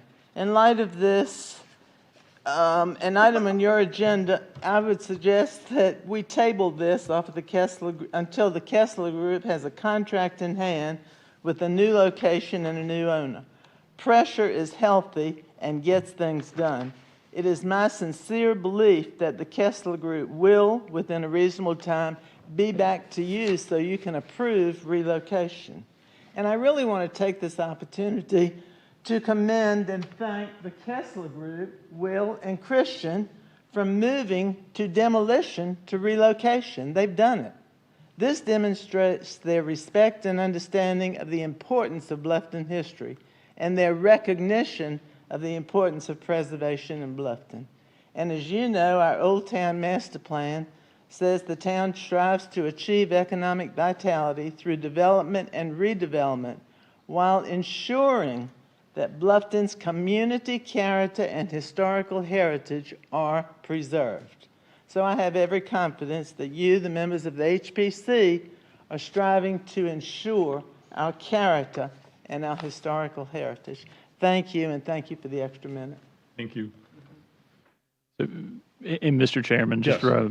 just for the record, it's really it's up to you, and it's up to the commission as to whether to allow someone to go over 3 minutes. Okay. Especially when it's something that's a matter of public hearing, a little bit more leeway is often given, so. We try to limit it to 3 minutes, but so we don't ramble on to 10 and 15. So we still want to. It's also a precedent we have to be cognizant of in the future. That's right. So, that's very good. Thank you.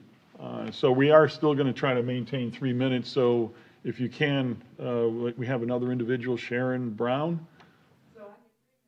You do get 3 minutes. Yes, please, ma'am. And if you could come to the podium and you're able to take, I think you could take your mask off, I believe, if you're talking. Thank you Is so that much. appropriate? And then you could state your name and where you live, please. I'm ready. You ready? Yes. Thank My you. name is Sharon Brown, and my address on there is 25 Boundary Street. Thank you so much, Mr. Chairman. So everybody has said, what they needed to say, but this is something so important, and Ms. Joni Hayward, God bless her, preservation and all of that. But when you guys, if you're not from Bluffton and you look back, Bluffton, there is no more Bluffton with the African Americans in their home and the structure. You got these two-story monster buildings, so all that's gone too. So the preservation part, I get it, but these people are begging, please let the Joyner family house go. If they're gonna relocate it, I'll tell you a good place to relocate it, guys, you think about it. Move it where the Garvey house is, put it right there on that piece of property. Y'all ask them, can you do that, okay? Right there, because something has to give. We as African Americans have to stop coming begging. That's what these people are practically doing, begging. For you guys to allot them to use that family home, to demolish it or move it. You have the Messick's place what Ty was talking about. That was 2008. You guys said you upgraded or whatever. It was after that when that Messick's house, the gas station where eccentricity was permitted to be demolished. It's gone. It's no longer there. So let's stop us having to come here begging for us to be just a part of the community right here as African Americans, where we know that Bluffton Town used to be Calhoun Street. You already know it used to be African Americans. The lady on the corner, the house built there, where the chamber is, used to be a black-owned property. So it's time for us to, let's live as a community. The town mission statement says we all are one together. We need to revamp that if you guys can't do the right thing and stop having people have to come to town council meetings begging to utilize their property the way that they see fit. And one other thing, how do I get on this committee right here? Because we need a little diversity. It's apparent that something's broken. You guys don't have We're always looking for members, Latinos. and we put it out on the side. I did. I applied. Nobody called me in. I guess I don't have the degree. But just note, Sharon Brown wants to be on the prehistoric committee. All right, guys. Thank y'all so much for your time. See, 3 minutes. Thank you. Let's see, it looks like we have all comments and we have discussion. One of the questions I want to ask. Heather? I'm sorry, oh yes, would you like, I know you haven't sent in one of these, but if you would like to. Oh, you're a family member, okay, well, very good. Could you step forward, please, then? Yes. Yeah, please step forward. Thank you. And if you could state your name. Yes, my name is Ken Hemby. I am Sandra Hemby's husband who spoke earlier. Basically, I've listened to the comments provided by some of the other speakers, and while I think we can all agree that historic preservation is good for the town, the community, and African Americans in general, I'd like to suggest that in this particular case, the price is becoming too high to the Joyner family for the cost of maintaining this property in the current condition that it's in.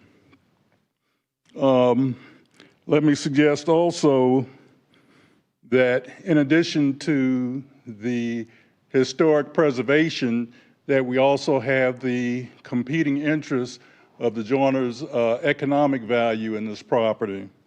While the UDO does not consider that diminishing property values as a justification for approving the removal of a contributing structure, I think the fact that the economic value is totally diminished and stripped from the family is something that this body has to consider.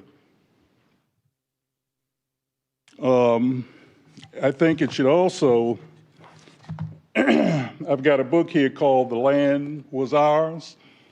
It's by Andrew W. Carl, and I'd like to commend it, to the board for reading. There's a sordid history in the Low Country area, particularly in Hilton Head, in terms of the stripping of economic value of African Americans from their property. I think we have to take these kind of things in consideration to do everything we can to allow the Kessler Group to use whatever means it can so that you guys can provide assurances to the Kessler Group so that we can either remove the contributing structure, demolish the contributing structure, or allow the contributing structure to be moved. So we ask you to consider that so that the family can move forward. Thank you. Thank you.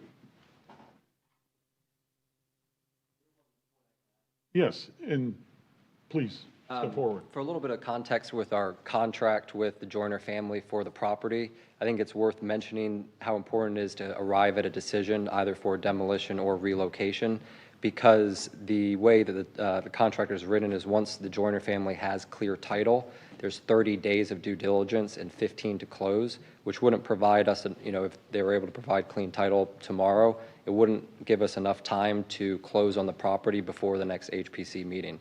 We don't know when clean title will be provided. That's out of both the Joyner's family's hands as well as ours, but it's very important that a decision is made so that it can move forward with the way that the contract is written. Let me clarify that. Okay, they have not produced a clean title as of yet through title research, but once it is, that's when there's 30 days. The clock exactly. begins. So the second a clear title is provided, within 30 days of that moment, we have to begin to close on the property. So if it was provided tomorrow, there's not enough time for HBC to delay and us to arrive at a decision other than if we knew when the title was going to be cleared, which of course we don't.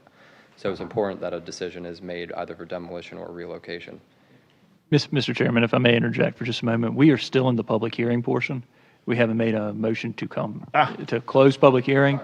So I appreciate your guidance. Thank you. So I guess what we need to do is, we don't have any other public comments out there, so we need to close the public hearing portion. I need a motion on that, please. I make a motion to close the public hearing. Need a second, please? Any discussion? All in favor, aye? Aye? Aye. Any opposed? No opposed. Thank you for that. And then just, if I may, y'all hear me more tonight than you typically do, but. Well, we need your guidance. We appreciate it. Because we have, I think, at least two members of the HPC that I have not had the opportunity to meet before. Let me first introduce myself. My name is Richardson LaBruce. I'm an attorney with Fingham, Melton, Brooks & LaBruce on Hilton Head, and we provide legal services to the town. Here tonight, I am here for the Historic Planning Commission. So any questions that you may have, please feel free to address them to me. When you have a certificate of appropriateness application, especially one for the demolition of a contributing structure, it's important that you follow the criteria that's outlined in the UDO that staff and the applicant have both tried to address in their narratives and in their reports. It's important that you make findings of fact and conclusions of law as to each one of those criteria. This is an important application, and I trust that y'all will follow that criteria, apply the facts that you've heard tonight, and render a decision accordingly. But if you have any questions, I'm here. If you need help with a motion, I'm here. So, thank you. Thank you. I just want to ask the applicant, could I, mentioning that, you know, they're going to kind of create an area for people to see, is this going to be open to the public, or is this just going to be, so when we hear all of these things, I mean, how much public abilities is the public going to have?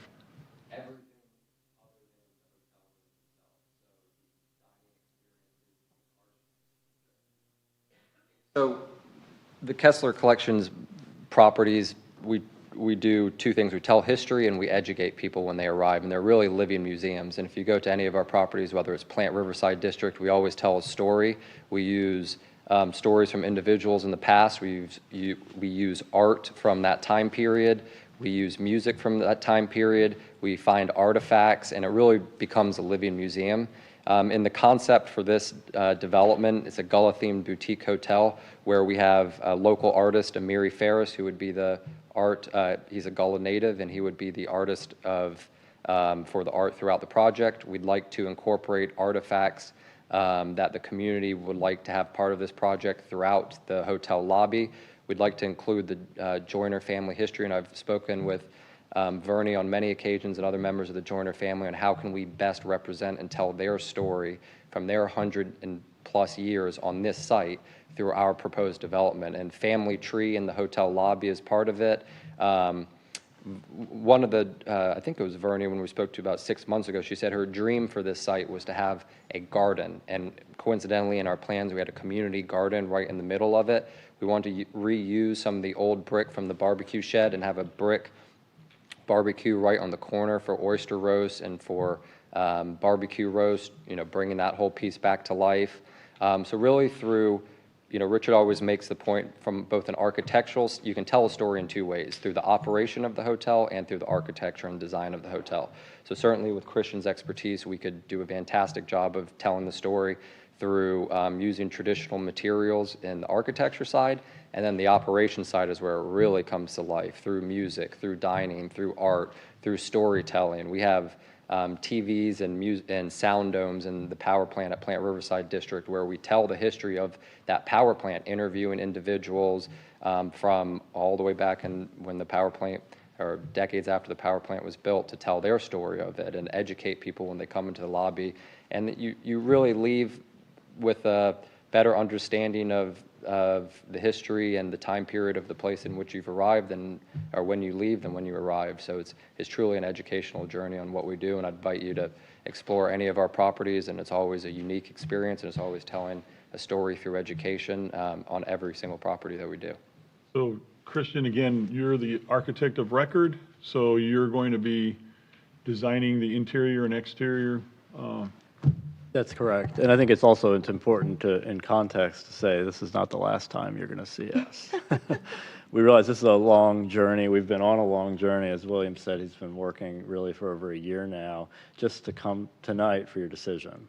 And we will be back again, of course, because there's a lot of work still to do. There's a lot of design work, and we recognize the importance of the role that the HPC plays, and really we see the partnership of that function of that. It's important to be fiercely protective of the quality of Bluffton. We know that. So tonight is just one step in a long process, but I'm excited. We have been working with the Kessler Collection on a number of other projects, and I can attest to their commitment to quality and to authenticity and to making each property really about the place that it's in. And I know, speaking on behalf of the Kessler Collection, that Mr. Kessler excited about doing something in Bluffton. He's a native of this area, so I think this would mean a lot to him. And I know, being close to home, he will put every bit of energy he has into making it everything that William has started to describe tonight. That's just the beginning.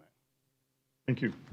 Thank you. So I guess we're going to be open for discussion. I'll start. Yeah, please.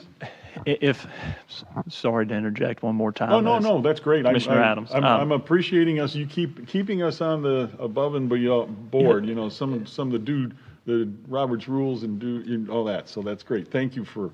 So I think it's important to remember the application that's before the commission tonight. It's an application for the demolition. I was just going to say that. We've heard a lot about potentially moving it, relocating it.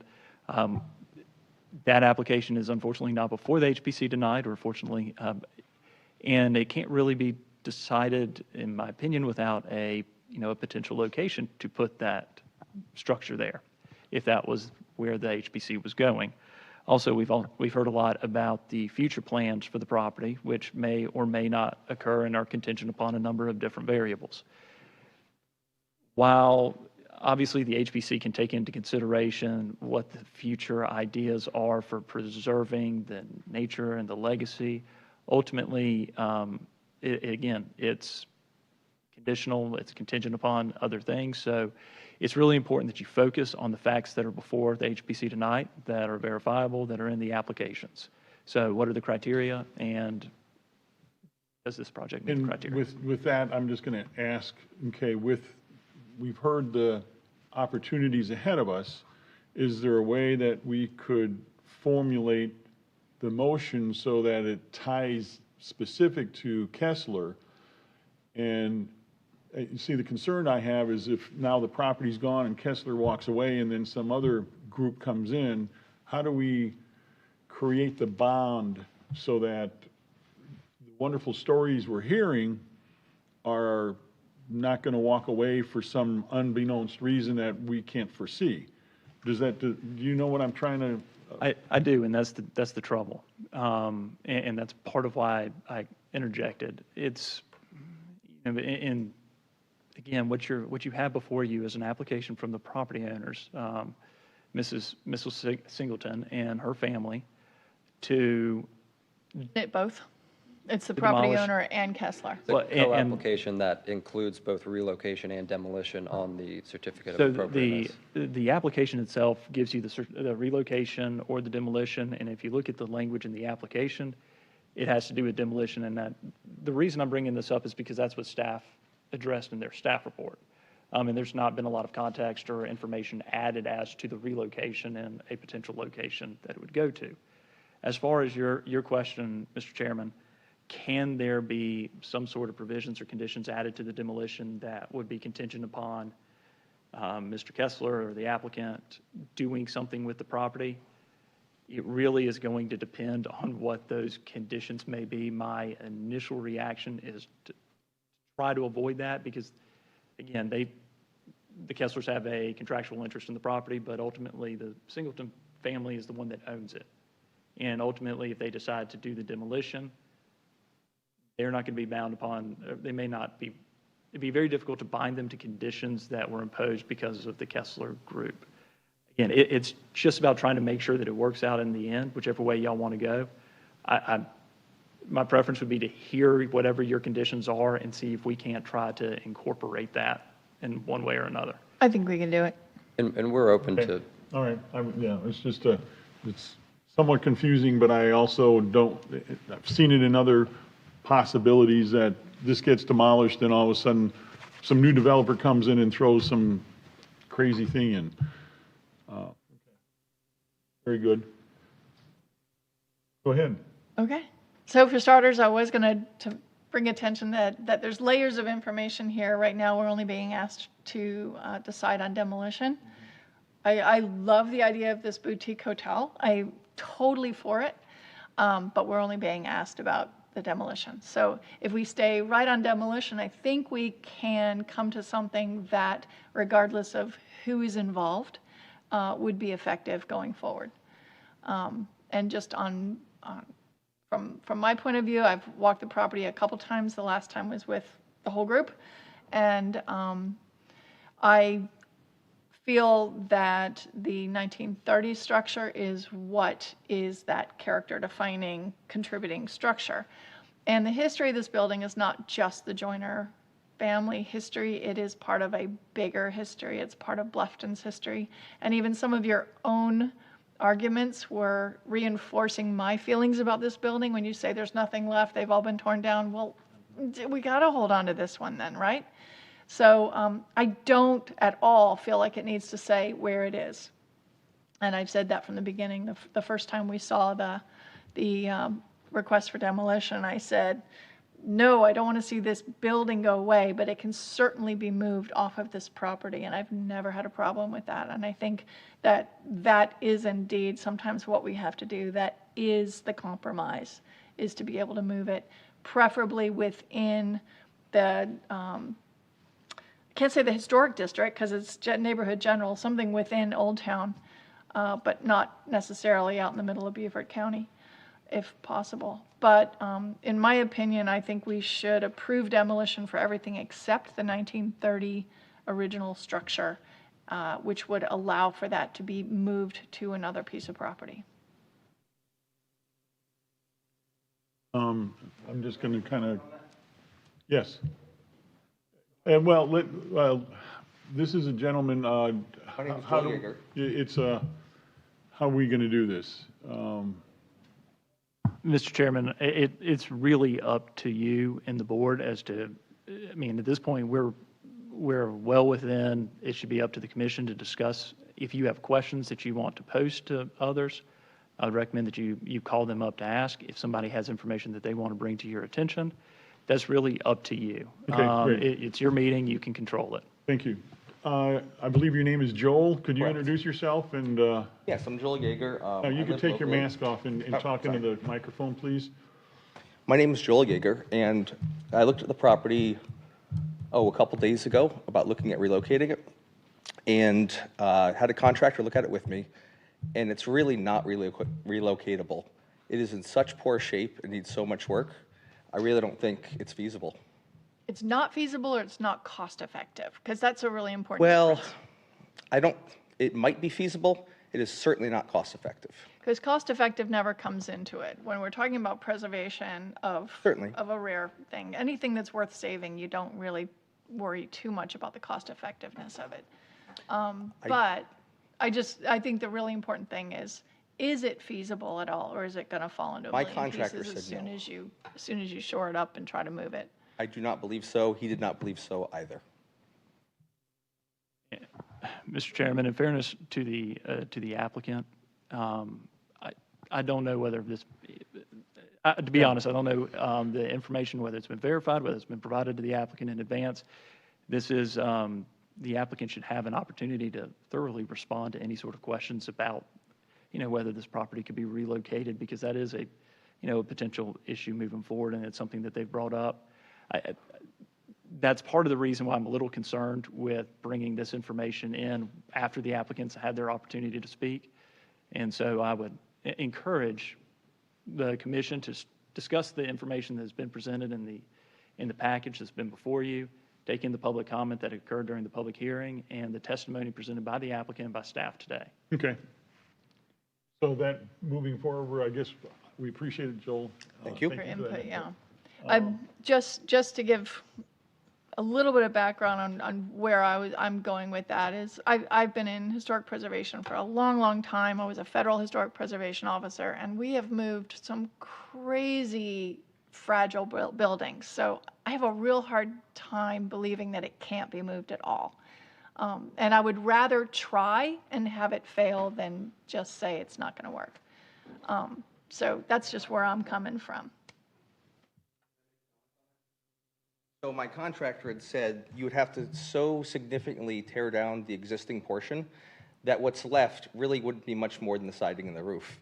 And the roof is only about 20 years old. So you would lose so much of the historic nature of the building by rebuilding it just so you could move it. So there really just wouldn't be much left of the original structure. Taken into account. Thank you. Josh, could you comment on this? I know that you've been involved in a number of these, and you would be a good input, please.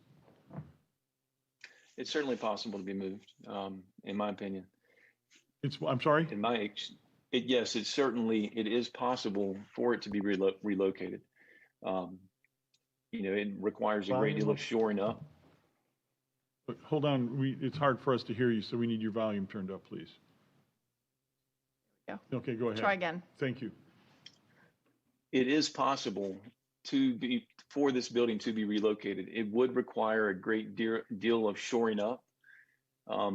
And there would be selective demolition necessary to fully ascertain its structural integrity as to what structural members, frame members can be maintained and which ones are deteriorated, beyond the ability to reside in a restored structure. But so it's certainly possible. I did have two questions, Mr. Chairman, that I wanted to direct towards Mr. Sotil.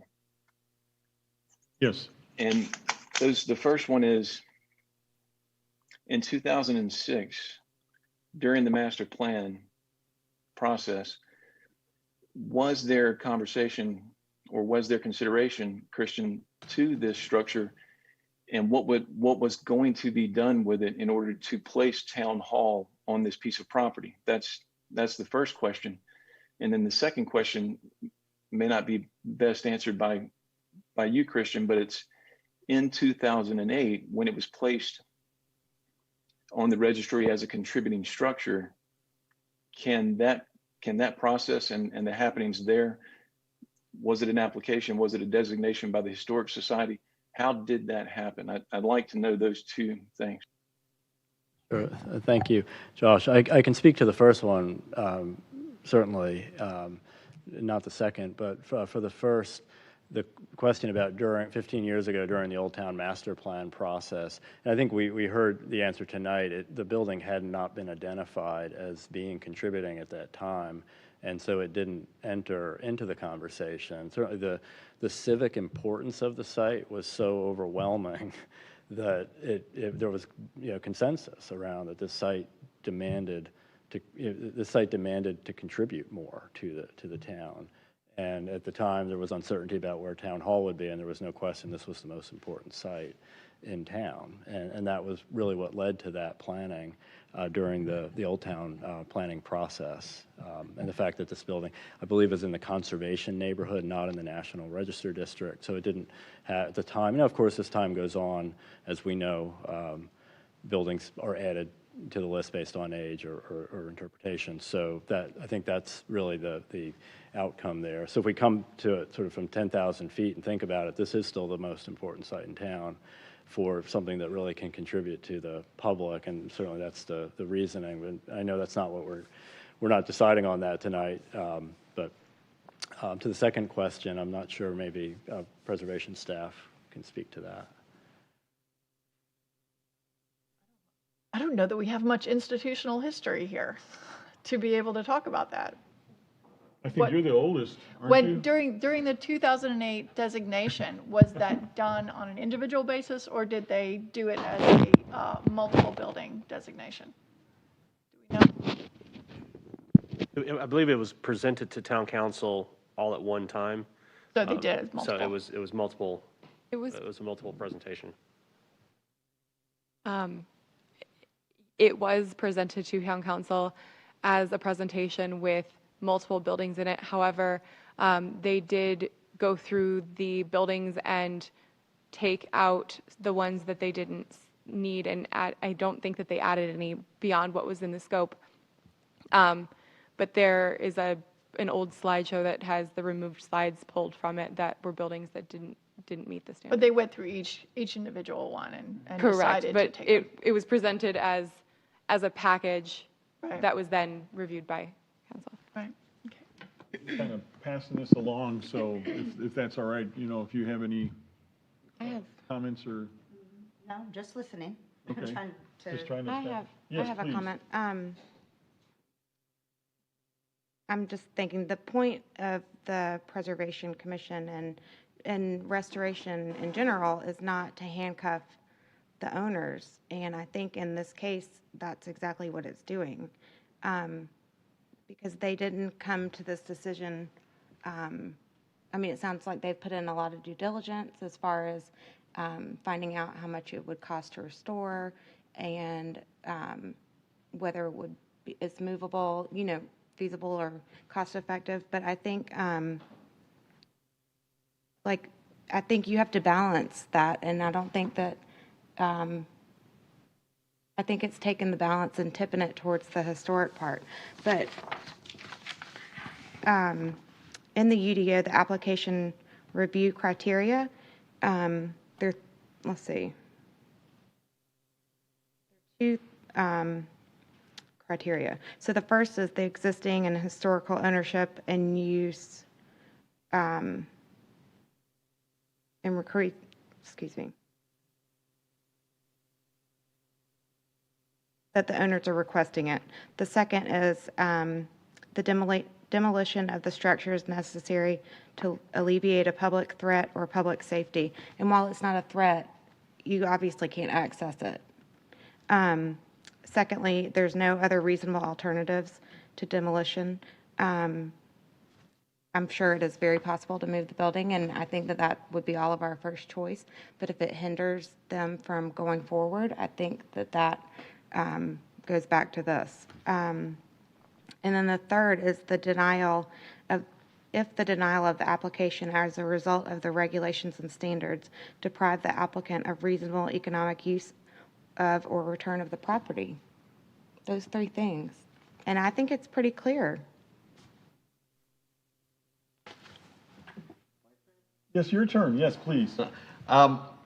When I first saw it and began the presentation, and you folks did a wonderful job, all of you, I was tear it down. And then as people began to talk about how land has been, the African-American footprint in Old Town Bluffton has been removed, it changed, it moved me in a different direction. And that's kind of referring to what Elaine, I believe you said earlier, right? I felt like some of your arguments actually may have swayed me in the other direction, because I maybe realized that this is one of the last bastions of that time period for African American history. But I'm also cognizant of the fact that this is your family homestead, and you know, everybody dreams of having some value on their family homestead at times. I can't speak to whether a new hotel and boutique is going to be the best representation of African American history or any history. I'm sure it'll be beautiful and done very tastefully. But I also think that there's value for the next generation. For, you know, we're talking that you folks are the children and grandchildren of the original owners, and at some point you're going to have grandchildren you may already have, or great grandchildren that need to have that reflection of that time period and understand what life was like. And there's no better way than going to historical sites and visiting them. Now, saying that it has to be here sounds to me like it can't be moved and can't be salvaged. I don't know, but I just wanted to talk you through my mindset of that process and understand it. It's a difficult decision that we have to make, because there are arguments for both sides of it. And being a historian myself, you know, there is value in that idea of a kid walking in there and standing there and going back in time and understanding what life was like for you growing up in that house, when they have cell phones in their hand and they don't have any idea what life was like back then. So, you know, it's a catch-22. Can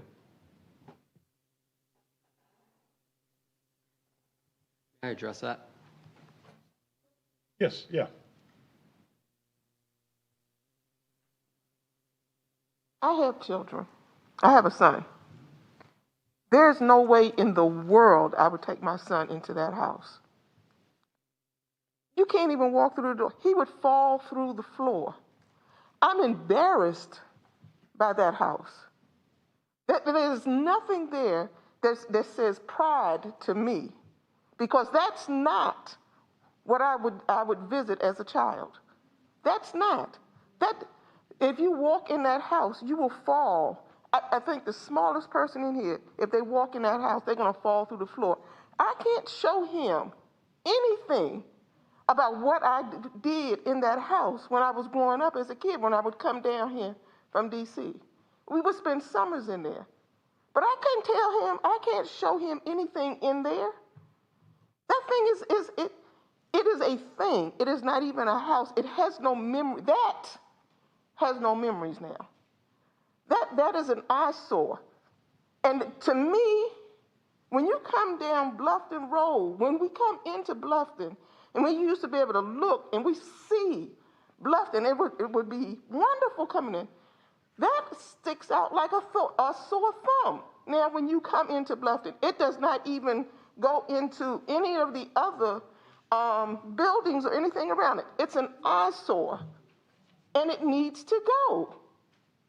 So if it were restored, that's not okay with you? That can't be restored. Sure it can. Absolutely it can. Who's going to restore it? There are already people saying they're considering it. At whose cost? We'll find out. Has anybody stepped up to restore it? No one has said anything to us about restoring it, and we don't want to foot that cost. So if the cost is not going to be on somebody else, and we're going to still have to incur the cost to restore it, no, we don't want to restore it. And I don't think it's fair for y'all to make us restore it. I don't think you need to saddle us with that cost. That's not even a consideration. Don't worry about that. We're getting off track here, so, and I appreciate that, so thank you for your comments. Applicant, did you have something additional to add here? Just the point that, speaking with the family, we thought we could do a more better job of displaying the history of that building through the new ideas that the Joyner family had shared with me than how it currently is. And that was our intention. Just, I have, okay, if the place was demolished and you had certain elements of that house, and this is falling back on the architect, and I know that this is future, but are there certain elements of the house that could be actually brought into the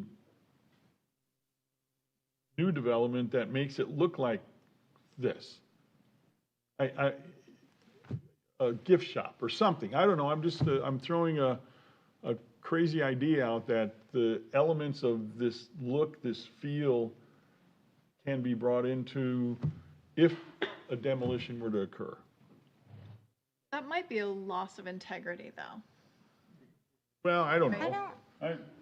One thing is, I don't think, I mean, when we hear the word demolition, it sounds like they're going to bring a bulldozer and just plow everything to the ground and it be turned into dust, and that is not the intention here.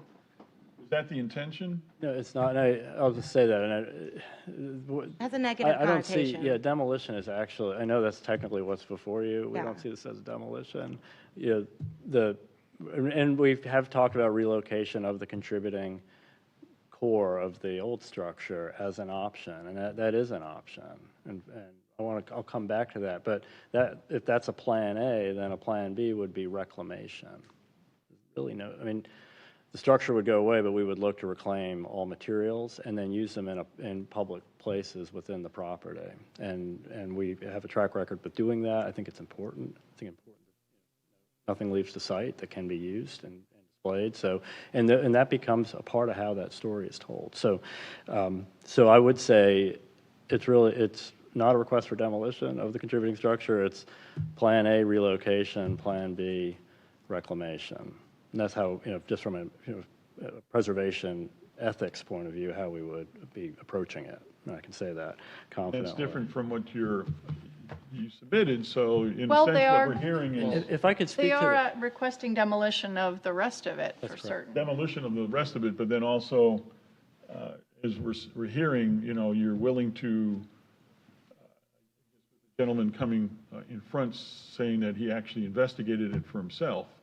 Are there others? We have been, and I want to speak to that we are and having dialogue with members of the commission that were able to visit the site and members of the community.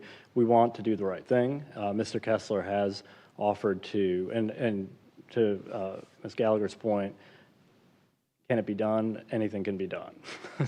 So is it in terrible condition? And I'm a preservationist.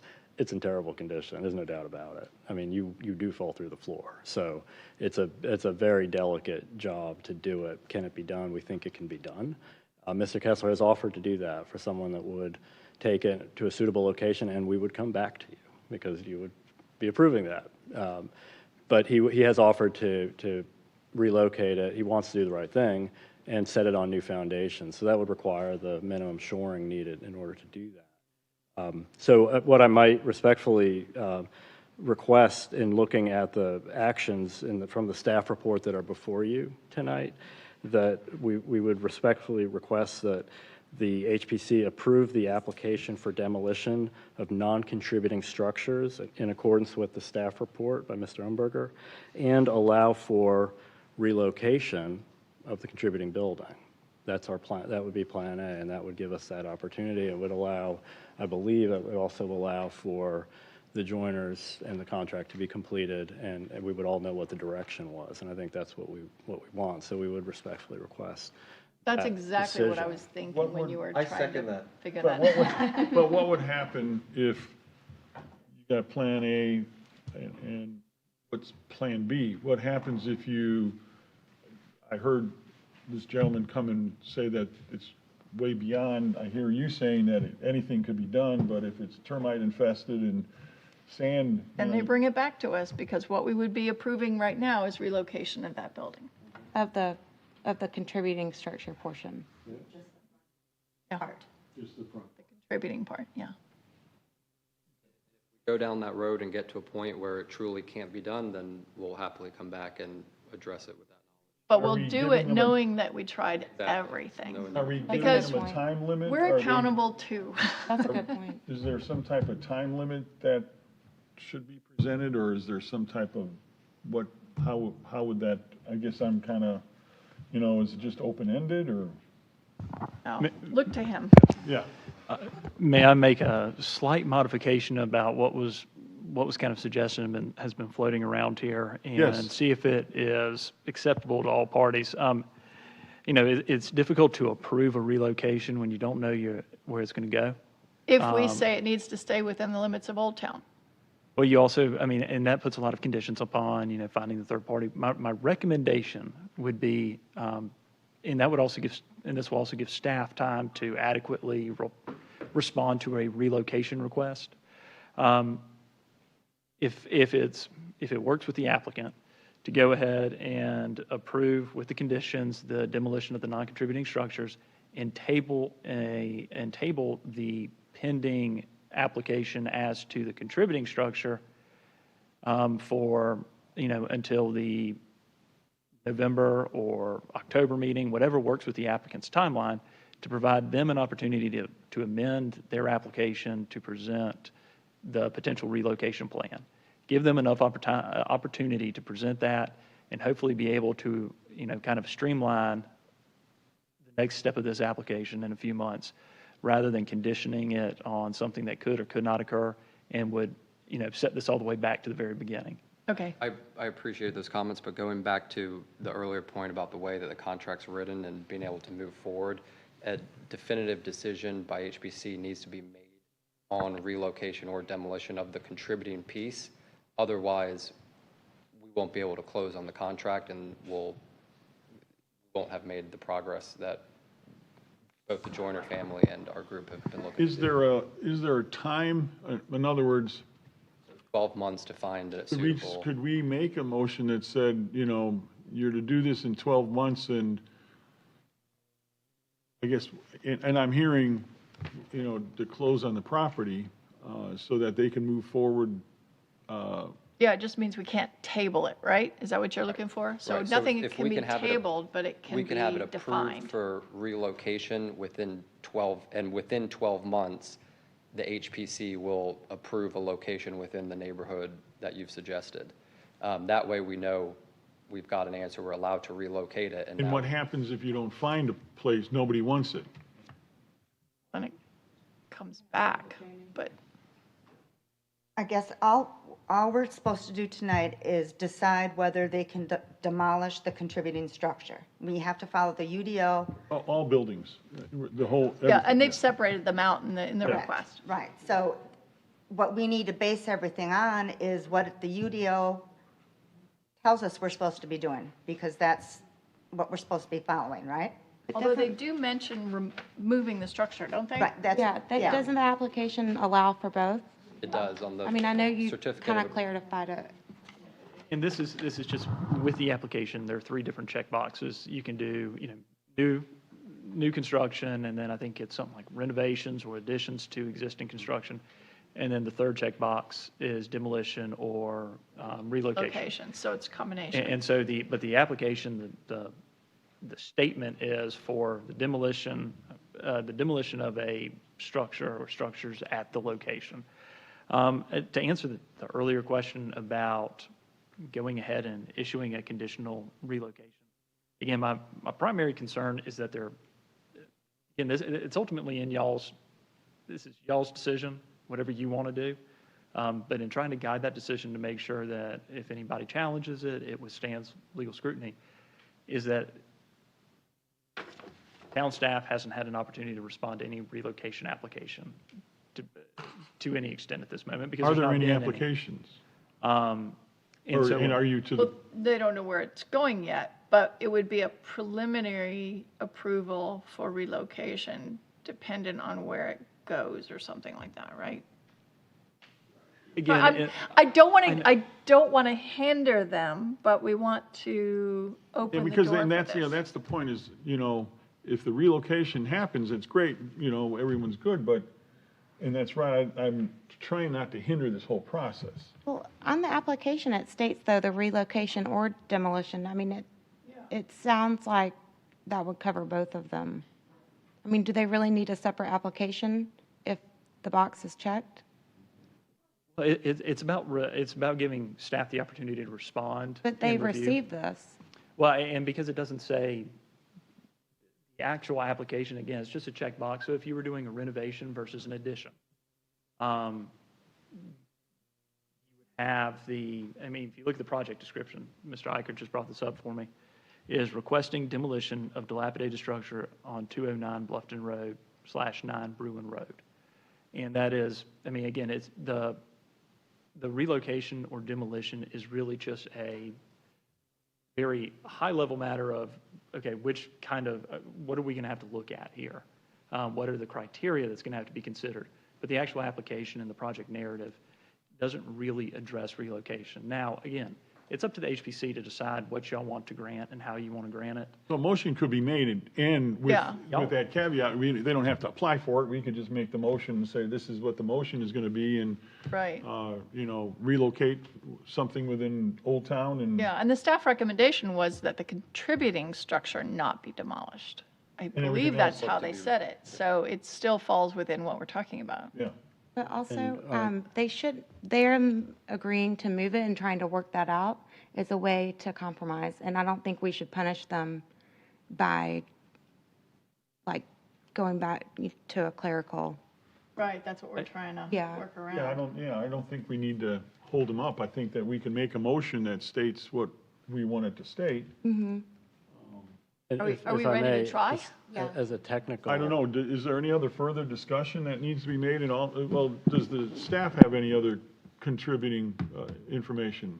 Mr. Chairman, if I may, just my concern with, in addition to what Mr. LaBruce has brought before you, if a conditional approval is issued for the relocation of the structure that has a timeline of 1 year or whatever that date that is placed on it may be, and it is not met, then the application expires, meaning they have to start again. Where if the application is tabled, it can be tabled for up to 180 days. However, if the information, if a location is provided to us tomorrow, there's an opportunity for it to be heard within 30 days. And so it may actually, and Richardson, help me if I'm completely off base here, but my concern is that it may sound like a quicker timeline to put something conditional on it, but if the conditions are not met exactly, it could put it into a circle of doom where it could not be approved because it is not what was approved. And that would push them either back to square one, which we do not want to do, or put it in a limbo that cannot be met because it doesn't meet the approval, and you get stuck in what I call the circle of doom, and nobody likes that. But if it is tabled, it could be brought back at the October 6th, 3rd, whatever the first Wednesday of the month is. I'm not Meeting? going towards the tabling. I just Could don't we? believe Okay, that that's what we need to do and that is here. up to y'all. I just want to Yeah. bring that to your attention, that if a conditional approval Yeah. is issued that then cannot be met, then it cannot ever get a final approval, which means a new certificate of appropriateness, which goes before the HPRC, the DRC, and et cetera, must be submitted for review. But can we add a caveat that says what, like if it's not met, what will happen to Then prevent that's a that? good question, is what, you've been in this rodeo before, could you possibly find somebody and move this structure in a 12-month period by lining up contractors, by lining up this, all the other stuff? I mean, could the motion be put together that the place has been found, but it's not moved yet, because I'm sure that that's going to be to get permits and everything else, it's going to be a cumbersome process. So is 12 months fair? Could you put something together that you find and you locate and you have someone, and it will be moved in a expedient manner after the 12-month due diligence of finding I'm just trying to think through this. Is that making sense to anybody? But during that 12 months, they can go ahead and demolish the buildings that we've given them permission to demolish, yes? Yes. Yeah. Mr. Chairman, members of the HPC, I'm trying to write a motion for y'all based off of what I'm hearing, but if I can get some clarification on one particular issue, and this really is maybe a better summary of what I was trying to say earlier. Before y'all is an application to demolish a contributing structure. You have indicated that y'all are supportive of a relocation. Ultimately, we still need to address that issue as to whether we are going to approve the demolition of the contributing structure subject to the condition that, they go 12 months and with reasonable efforts to try to relocate, or are you going to deny the demolition of the contributing structure? However, a conditional grant of a relocation. So I think because that sounds like what we're heading towards. So it would be a denial with the condition that there'd be, but a conditional approval of a relocation pending additional information regarding location and feasibility. But again, I'm going back to the point of them finding and locating and having an approved contract signed by this Well, that's why the condition. person will allow this property to be put on their, or a building be put on their site, but then for you to actually do that, it's going to take more time and effort, I think. Yeah, and if I'm not mistaken, I think the site, the destination site would be a separate application that you would be reviewing. So I think what we can accomplish tonight is assuredness that the non-contributing structures can be removed and that the contributing structure can be relocated. And it may not even need a time limit. That provides an assurance, and then it gives us direction on what we need to do next. And you will see us again. And they're on when their we own find that timeline. They're trying to location. get this thing going Yeah, you're forward. trying to get this thing going too. And we will, so and it's it will not that take we time gotta to put provide. a fire under you. You want to get it done. Yeah, I think that's really, this application can be closed with the knowledge of knowing that we have permission to seek the right site for it. And then we will come back with obviously with a fully detailed package showing its exact location and placement and all the elements that would be important to the Preservation Commission. So I think that's important that we state specifically that they have permission to demolish the non-contributing. Mr. Commissioner, if I may. Could you, what, oh, Jason, yeah, Josh, I'm sorry, Josh. Oh. I was going to say, the same thing. Do we have to put a timeline on this? Can we make a motion to approve the demolition of the non-contributing structures and the relocation of the contributing structure without a timeline. Without or with? I didn't. You're mumbly, unfortunately. Without a timeline. For the Without a for the timeline, because the timeline is going to be set by them, because they're going to want to start the process. They're not going to be messing around with this. Right, and so. it could pose a problem, Agreed. like Right, she it said. keeps- So without a timeline, I mean, does that make sense to you guys? Because I know that you guys want to do it. Does that make sense? Regardless, it should just be noted that a certificate of appropriateness expires 2 years after the date of Okay, so of they got 2 issuance. years. So 2 years there will is- always be some semblance of a timeline, but it won't necessarily be one that is. Yeah, so 2 years is more than plenty. And I think, again, I think I'm trying not to just be a hurdle for y'all to try to clear or cause any trouble with getting this motion done. But the issue that I'm struggling with at the moment is, certainly it's very clear, approved demolition of the non-contributing structures with conditions set forth in the staff report, to deny the application to demolish the contributing structure. And then 3 would be approve the relocation of the contributing structure. And it's the conditions upon the relocation. As Mr. Sutil correctly pointed out, a new COFA application would be required. So a conditional approval prior to the application being received doesn't, hard to reconcile. I mean, because it's going to be dependent upon a number of different applications, including consideration of all the COFA HD criteria. Well, we're giving them permission to move it. That's all we can do right now. They have to go through a separate permit to put it somewhere. And that's a different step. It doesn't remove their permission to move it. They have the Right? permission to So move I it. think they're okay. There you go. I like that. Yeah, Yeah, so they that's have a the really- permission to move it. They just have to now go through that whole process of this is where we're going to Yeah, it's just be step one permitted and to move step it to. two. So that's another, bring it back and you say, here it is, great, okay. They would have to do regardless. Right. Through the proper channels. And it's in everyone's best interest Okay. to see it relocated and preserved and We're allow close to the get, family to I think move he's forward close with to their working desire. this. Yeah, I think if you could share your motion with someone on the commission so they could, if that's okay, that would be, now, is there?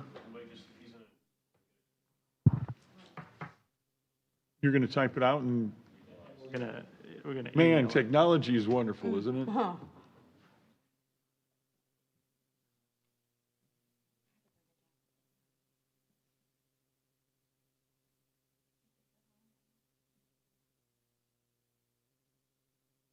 Certainly an interesting, It's going to be very cool. I have faith in Christian. It's going to be very cool. well, and that's just, I've been to his charrettes and I've been to a number of the things that he's done, so. I have faith in you too, William. Thank you. And I think it's, the possibility of making this look kind of Gullah-ish on the outside. or- Don't you dare say fake historic. No, just something that represents somehow, I don't know. You guys are architects, that's what you do. Certainly, we have a long road ahead, and obviously one working closely with the town and with this commission and others to find a building that really will be a true contribution to the fabric of the town. That is our desire, and that is our mission, and this is one step of many to make the right decision. From a resident's perspective, I think it sounds amazing. The whole concept and the plans.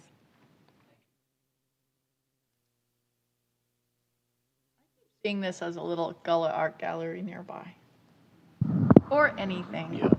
We can turn buildings like this into almost anything in Seems like Bluffton. there's property available here and there. Mr. Chairman, members of the commission, here's my best efforts here. Could you put it on the screen, or how you gonna, or when, are you? Well, what I can do is read it aloud to y'all, and if it seems consistent with what you're doing, we can just say a motion to adopt it. Mary, are you willing to, I will make a motion. you'll make, okay, so I'll let you.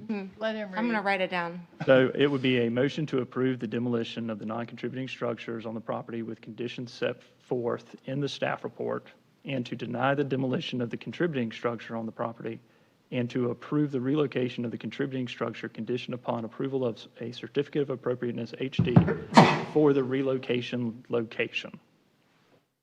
I'm sorry, how did you? see the last one. Yeah. And to approve the relocation of the contributing structure conditioned upon approval of a certificate of appropriateness HD for the potential relocation location.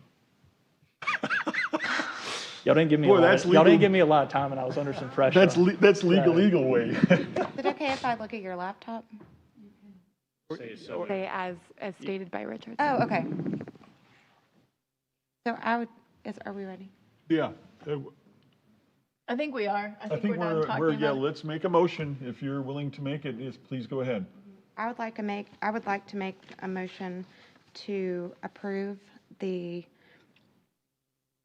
Could she say application. as read by you, or does she have to repeat it? I'll read it aloud again, and then Commissioner Bell, if you'll just say so moved. Okay. That's great, thank you. So a motion to approve the demolition of the non-contributing structures on the property with conditions as set forth in the staff report, to deny the demolition of the contributing structure on the property, and to approve the relocation of the contributing structure conditioned upon the approval of a certificate of appropriateness HD for the potential relocation site. So moved. Second. Is that appropriate? Yes. She made a motion, She so moved it. she so moved it. So I need a second on this, please? I second that. And I need any further discussions on this? No, I'm looking for a vote. All in favor, aye? Aye. Any opposed? Motion passed as spoken so eloquently. And, I guess we'll be seeing you after you have a location site. I'm Location. gonna use that in future conversations, is that all Just the right? relocation location. The location? Thank you. And thank you all, members of the commission and members of the public, as we tried to work through that. I know that was a complicated application. Complicated one, and we appreciate being right and legal so that the town doesn't get into jeopardy of some sort. So it's a.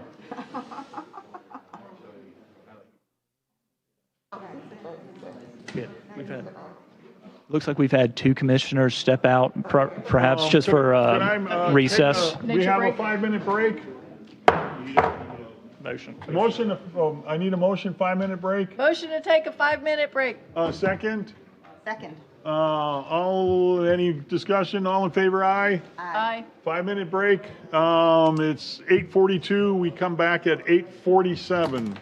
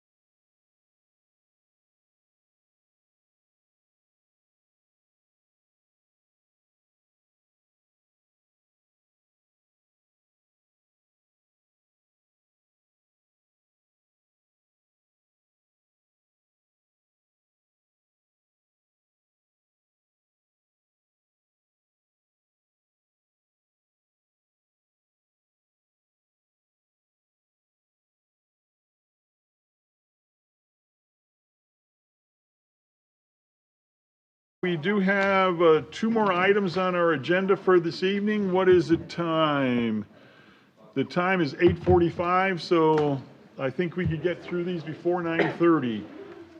Katie, you're up next. We have, and thank you for, unfortunately, you were put on the agenda at a lower, point, but we appreciate you waiting and being around here. And we have an applicant for the next one. And Katie, I understand you're the one to take this over.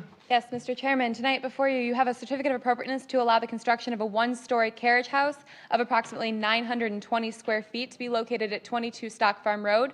This is lot 34 in the Stock Farm development. It's obviously in the Old Town Bluffton Historic District, but is zoned Neighborhood General HD.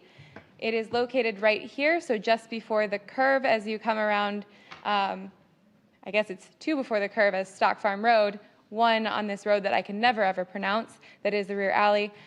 You recognize this property because this property came before you just a few months ago. They've decided to change the design of the carriage house structure, so this would replace the approval that is currently in place for a 2-story carriage house that was built with it. This is the site plan, so you have Stock Farm Road here on your right, and then you have this other road on the left-hand side of your screen. The carriage house that we are speaking of tonight is on the left-hand side of your screen and would back up to that rear alley. So this is the primary structure that you all saw just a few months ago. There was a carriage house in the same location, but it was a different configuration, and tonight we are reviewing this one. This carriage house is mostly an open-aired structure, so the main mass of this is a carport type structure. There is some hogboard in between columns that screens the car and the other storage items from view, with this small portion here on the left-hand side being enclosed. So that area right there on the left is the enclosed portion. This is open air with, you can see the 2 columns at the front here with the area for a car is a carport, and then there are more columns at the back. This is the breezeway that attaches to the house at the top of your screen. So from the front elevation, this is what you'd see if you were standing on that road that I cannot pronounce. Smilax, is that it? Okay. I always want to. I want to call it like Similax, which is like the baby formula. But yeah, this is the Yopons and Smilax. Smilax, not Similax, the baby formula. Got it. That's why So I see it too. Smilax is the front elevation for what is being proposed here. It is actually the rear of the lot, but it is a road as well. So this is what you'd see from there. It has the double French doors here that would enter that enclosed space with the columns that are at the front, and you see the hog paneling behind. This is the rear elevation, so this is what faces the house, with the breezeway attaching right here. There's a single door to the storage area on this elevation. It has the hardy vertical board and batten on the first story, and then on the side elevations you are able, oops, I missed them somewhere. The side elevations, the east and west, you can see here this horizontal lap siding in the gabled end. It has the same metal roofing as the primary structure, and it has the same shutters and window pattern as the primary structure as well. So you can see the wall sections here, and then this is from the previous one. They have updated the plans, but I didn't have the digital version handy when I was making this PowerPoint. So just the red things are the things to be noted. The shutters, they're labeled as not being durable wood, but they were updated to be durable wood. I just stole the PowerPoint slide from the previous presentation. It will be 3 feet above grade for the primary structure, and this window is centered on the column here. So with those exceptions, this is what the front of the primary structure looks like. The right side elevation, with the exception of that shutter right there being removed, and then the rear elevation here, and the left side elevation. They have done an amendment since the approval of this to remove the paneling here and just infill that with screen. There was a chimney in there that it was an electric fireplace that is no longer being proposed. So those were the elevations for the primary structure. The landscape plan would remain from what the certificate of appropriateness for the primary structure includes. And as the HPC, you have the authorization under the Unified Development Ordinance to approve with conditions, or deny the application as submitted by the applicant once you've reviewed the criteria set forth in section 318.3 of that Unified Development Ordinance.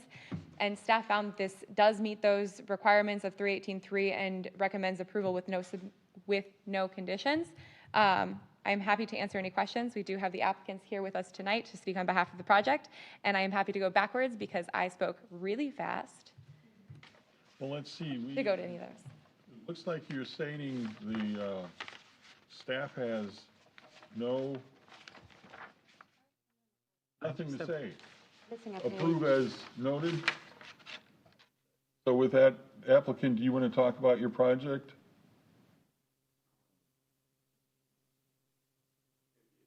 We have no objections, we'll actually just go ahead and take it as no objection. Take it and run. Well, that's what I was wondering, hey, did you want to? I can be long-winded, but I think at this point. Well, we had a couple of that already, so I just thought I'd throw it know. out there just for grins, So as long as there's no objections, I don't see how. Well, let's see, it says, commission approved the application as submitted. We get a few of these, but we don't get too many of these, so, yeah, Katie. Not that I'm counting, but there may have only been 4. Okay, so 4. Ever. So it's kind of fun to get something like this, so good job. I just have one question. If it on the front elevation, are those like the columns that are in the center? Is that It's the view from, it's the view as you're looking through, so. Come up, if you come up to the mic for me.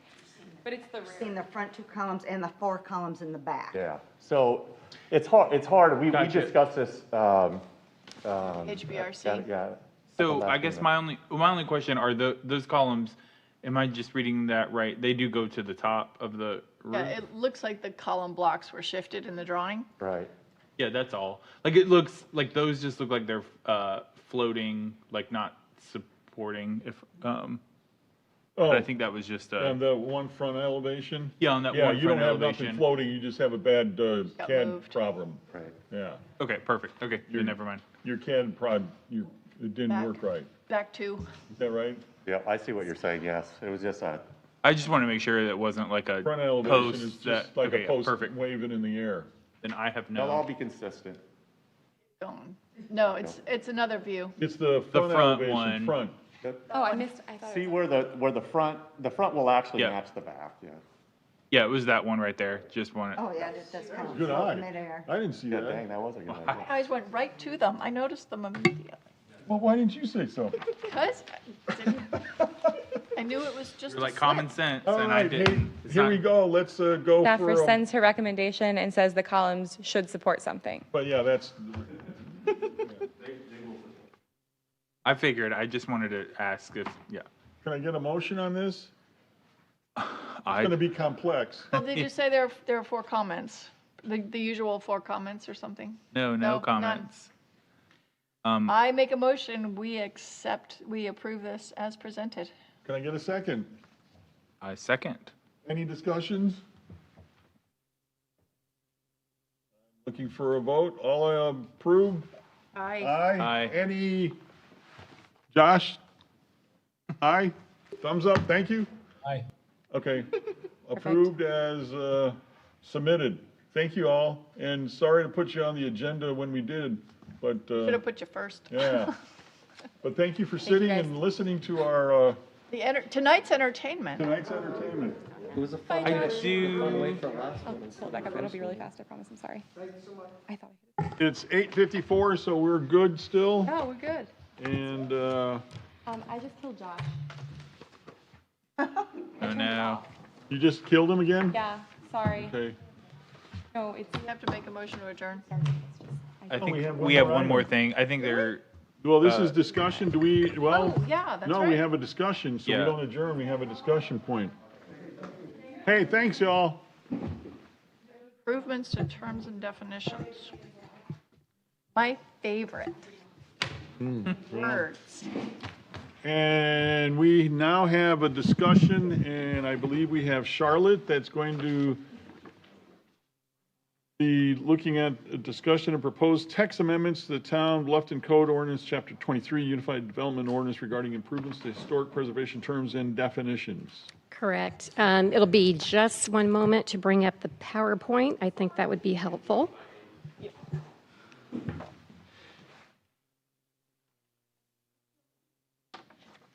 Oh, Now, you killed Josh. That thing is sensitive.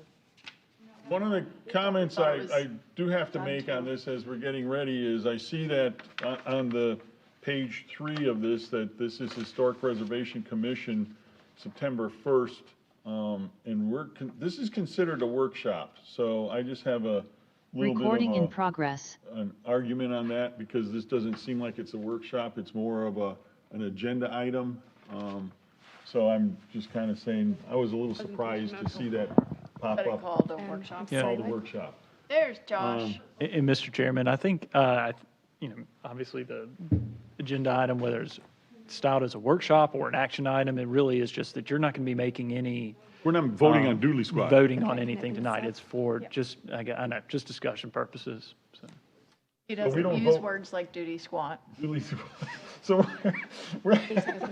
we're not voting on this. We're just hearing the discussion points and Preservation giving our definitions. input if we have any. So I guess, is that correct, Charlotte?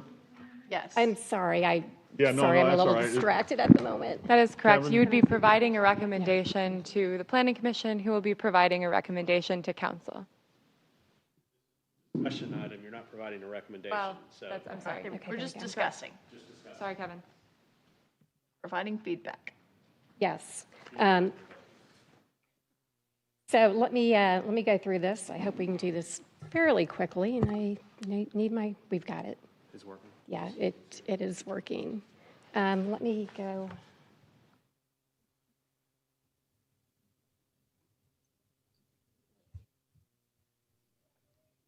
All righty. So let me give you a little bit of background why we are proposing to update some of our definitions. This comes out of the town's strategic plans, which, as you know, are council's priorities to identify what we should be focusing on, our work programs. And it includes several historic preservation initiatives, including aligning our National Historic District, which is a smaller historic district within the town of Bluffton's Old Town Bluffton Historic District. So the idea is to prepare a survey back in 2019 to determine whether or not we could align the two districts. And to do that, we needed to have a historic resource survey. In the process of identifying what we needed to do to prepare that survey to be adopted by town council, we recognized that we had some definitions that needed to be updated, including one to contributing structures. So this is a map. Everything you see in green and orange is the Old Town Bluffton Local Historic District. The orange portion is the National Register Historic District. And so again, town council wanted to determine whether or not there's potential to expand the orange area after doing that survey back in 2019. As part of the survey that was done, Old Town Bluffton was reviewed by our consultant. They also looked at Buck Island, Simmonsville, and Goethia Road to determine if there were additional structures that might be added as part of this. And in that process, they surveyed over 400 properties. The number of resources that we currently have right now in Old Town are 84. 45 of them are also within the National Register Historic District. So there's a little bit of overlap there. And so as I indicated, the contributing structure definition that we currently have that you see on the screen here is needing to be revised because it references the most recent historic survey, which was back in 2008. So if we were to adopt the 2019 survey, that would include over 400 properties. And obviously not all 400 properties contribute to Old Town. So the definition needs a revision. And we have a suggestion here. And this definition, I think, more fully expresses what a contributing structure is as opposed to the current definition that we have. The current definition basically says how a structure is designated. And I think this provides a little bit more information and makes it more understandable. I can move on if you'd like to the Difference, in case, not to sound like an educator here, but when you have a national historic district, you have to identify, we usually identify a lot of contributing structures. It benefits the property owners because they can take advantage of federal historic preservation tax credits, which are very, very generous. If you are operating a business in that structure, you get like 20% tax credit, which is cash back in your pocket after you invest in this property or update it or do whatever. It's fantastic. It's changed the cities that we know it. But you're proposing that for our purposes here, we don't necessarily count all of those as contributing for what we're doing. We're going to use a more granular set of buildings that you've identified? No, and I know this is a little bit confusing. So let me go back to the existing definition. There are 84 resources right now that we've identified as contributing to the Old Town Historic District. We are not proposing adding any additional resources at this time. We're not proposing to remove any. But what we acknowledge is that our current definition, if we were to adopt the 2019 survey, that would automatically indicate that those 400 properties that were surveyed are somehow contributing structures, which they are not. They may not actually meet the criteria to be contributing. So the definition, unfortunately... Gotcha. Just saying that it was surveyed doesn't make it correct. Contributing. Exactly. Gotcha. So that's why there needs to be an adjustment before we can adopt that 2019 survey. So in the process of looking at not only the contributing structures survey, we began to look at some other definitions and terms, whether or not they were sufficient. And so there are a few additional things that we'd also like to propose, including a definition of contributing resource. And this is more of an encompassing term. It's not just structures. It includes buildings, sites, objects, features, and open spaces. And as I mentioned previously, we do have two resources that are not structures. They are coves. Hugie Cove and Hayward Coves are both considered contributing to our local historic district. And so they wouldn't qualify as contributing structures. So we feel like this terminology, this term is important to have. And so we are recommending a definition.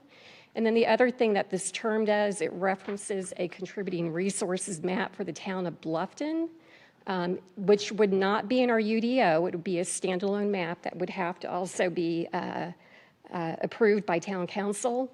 And this would allow the public to readily access that information and to know which resources are considered contributing.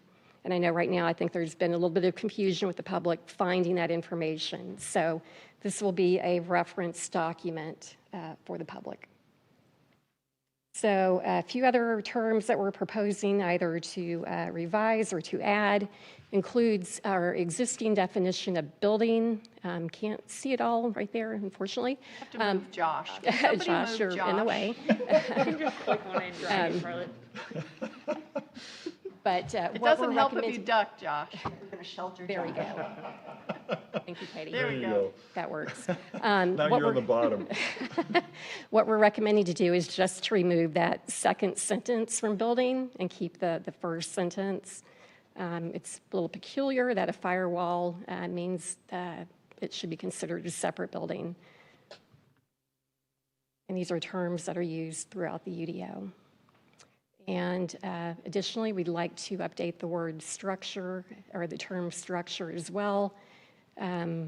This term that we have right now, the definition of it seems a little bit limiting, but we want to make it clear that a structure is anything that's attached permanently to the ground or attached to anything that may be fixed to the ground. I think this is a more common term. And we'd also like to include the word historic resource because it is used within our current UDO right now.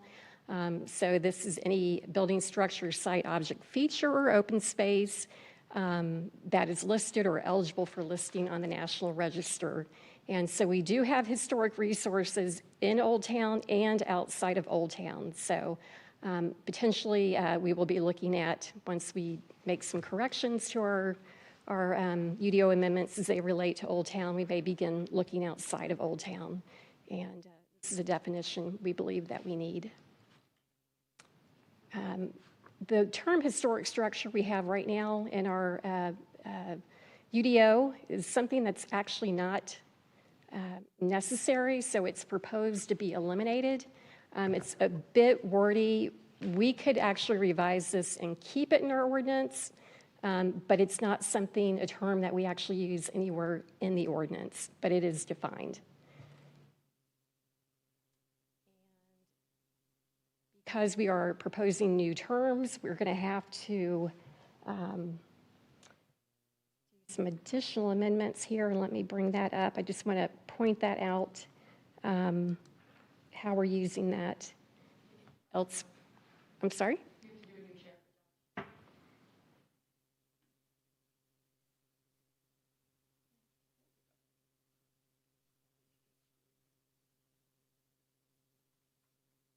that it? Okay. So I've already talked about the terms and the definitions that are proposed. So what we're also recommending to happen as well is just to go through the ordinance and update the terms as they're used. So things like historic designation of a contributing structure would become resource. Potentially, we may want to designate the third cove, Verdier Cove, as a contributing resource to Old Town. So this currently is too limiting. And so basically, everything else here is similar to that as well. I do have one correction here. It talks about all other historic structures throughout the town of Bluffton. Our UDO is not currently set up to address anything outside of Old Town, so for the time being, we're recommending that that be removed. And again, we'll begin looking at those resources Why? at a later date. I mean, can't we just leave that in? And I know that we discussed other properties like in Meadow Bluff and some other. Right, so all of the... Like, by taking it out, we're not going to ever include it again. If it's in there and it's been in there forever, why are we excluding it now? Well, I would hope that we broaden our scope rather than limit and that our is scope. the intent too in the future. Right now, we are only set up with our design criteria to address Old Town Bluffton Historic District, not anything outside of it. So that's why that's recommended to be removed at this time. And just changing some wording here. You know, does anyone, I looked up the word resource. I don't understand how resource ties into any of this stuff. Because sometimes it's not necessarily a structure. It could be the cove, or it could be a cemetery, Right, but or is it could be it could be a place. But a resource is a mineral. A resource is No. cash. A resource is. What do you know, how do you teach? What, do you teach, we have resources out there, or what do you teach when you got a historic site? Well, You call it a historic resource? resource is a really common term. It is? Yeah, because it envelops archaeological sites, important sites, that, there might not be a physical thing. It might just be where something happened. I guess it's just foreign to me. Yeah. I'm not used to hearing that terminology, and it's just. It's always used with the word historic, an historic resource. So with that said, we're just using it as resource. I think Should we use it as contributing historic resource? Wherever these changes are made, because we're just calling it a resource. Yeah, we are referring to it as a historic resource. But you're not in any of these consistency changes. Right. So I guess I'm just looking at, what are we, it's a resource, so we're taking minerals out, we're taking. So a resource is an asset or a property. It doesn't actually have to be. I know, but It's I not guess minerals. Oh, no, but I know it isn't, but I'm just saying a resource to me is a resource, you got resources, you got cash in your pocket, you got, I don't know, it's just. Resources it's a really general term. Yeah. But that's why I'm looking at general terms, so I don't know. I just. Like you would want to make it more specific by adding, I mean, I know it's implied, but the historic. It's a fine line there, but it's just bugging the beans out of me. Well, I think I read this thing I read this three times. I read this 3 times, and I'm just kind of going, oh. It's easier to say resource instead of object, buildings, structures, sites. Resource is more encompassing. Exactly. Okay. Mr. Chairman. Value, historical value, Mr. Chairman, do I understand you? When you're saying you don't have an issue with historic resource, after discussion for a moment, you just want E to say instead of the demolition of the resource is necessary, you wanted to say the demolition of the historic resource is necessary. Is that what you? That's what yeah, in other words, there's. So he it's just wants time- the word historic added in it. If which, you added the word historic in front of the word resource all the time, it makes more sense. I kind of agree, I agree with you. It makes more sense to me because now I'm tying it to something rather than the word floating out there by itself. That means that you're looking at minerals. I mean, I'm using that as an extreme Right. example, but. Sure, I understand. We just followed the kind of pattern of our current I UDO. know, but I'm trying to tie this so it makes more sense to Joe Layman. Okay. Reading this stuff rather than, we got a miseducator over here understanding it, but I don't. Well, within the context here, it works to say Yeah. historic resource. It's, Well, it's and not it's not repetitive. And it's in the section. Usually it's referencing a contributing resource or historic resource. Well, I don't know. Yeah, it kind of does want. You call Elaine an educator. I think of her as a historical resource because she's well versed in history.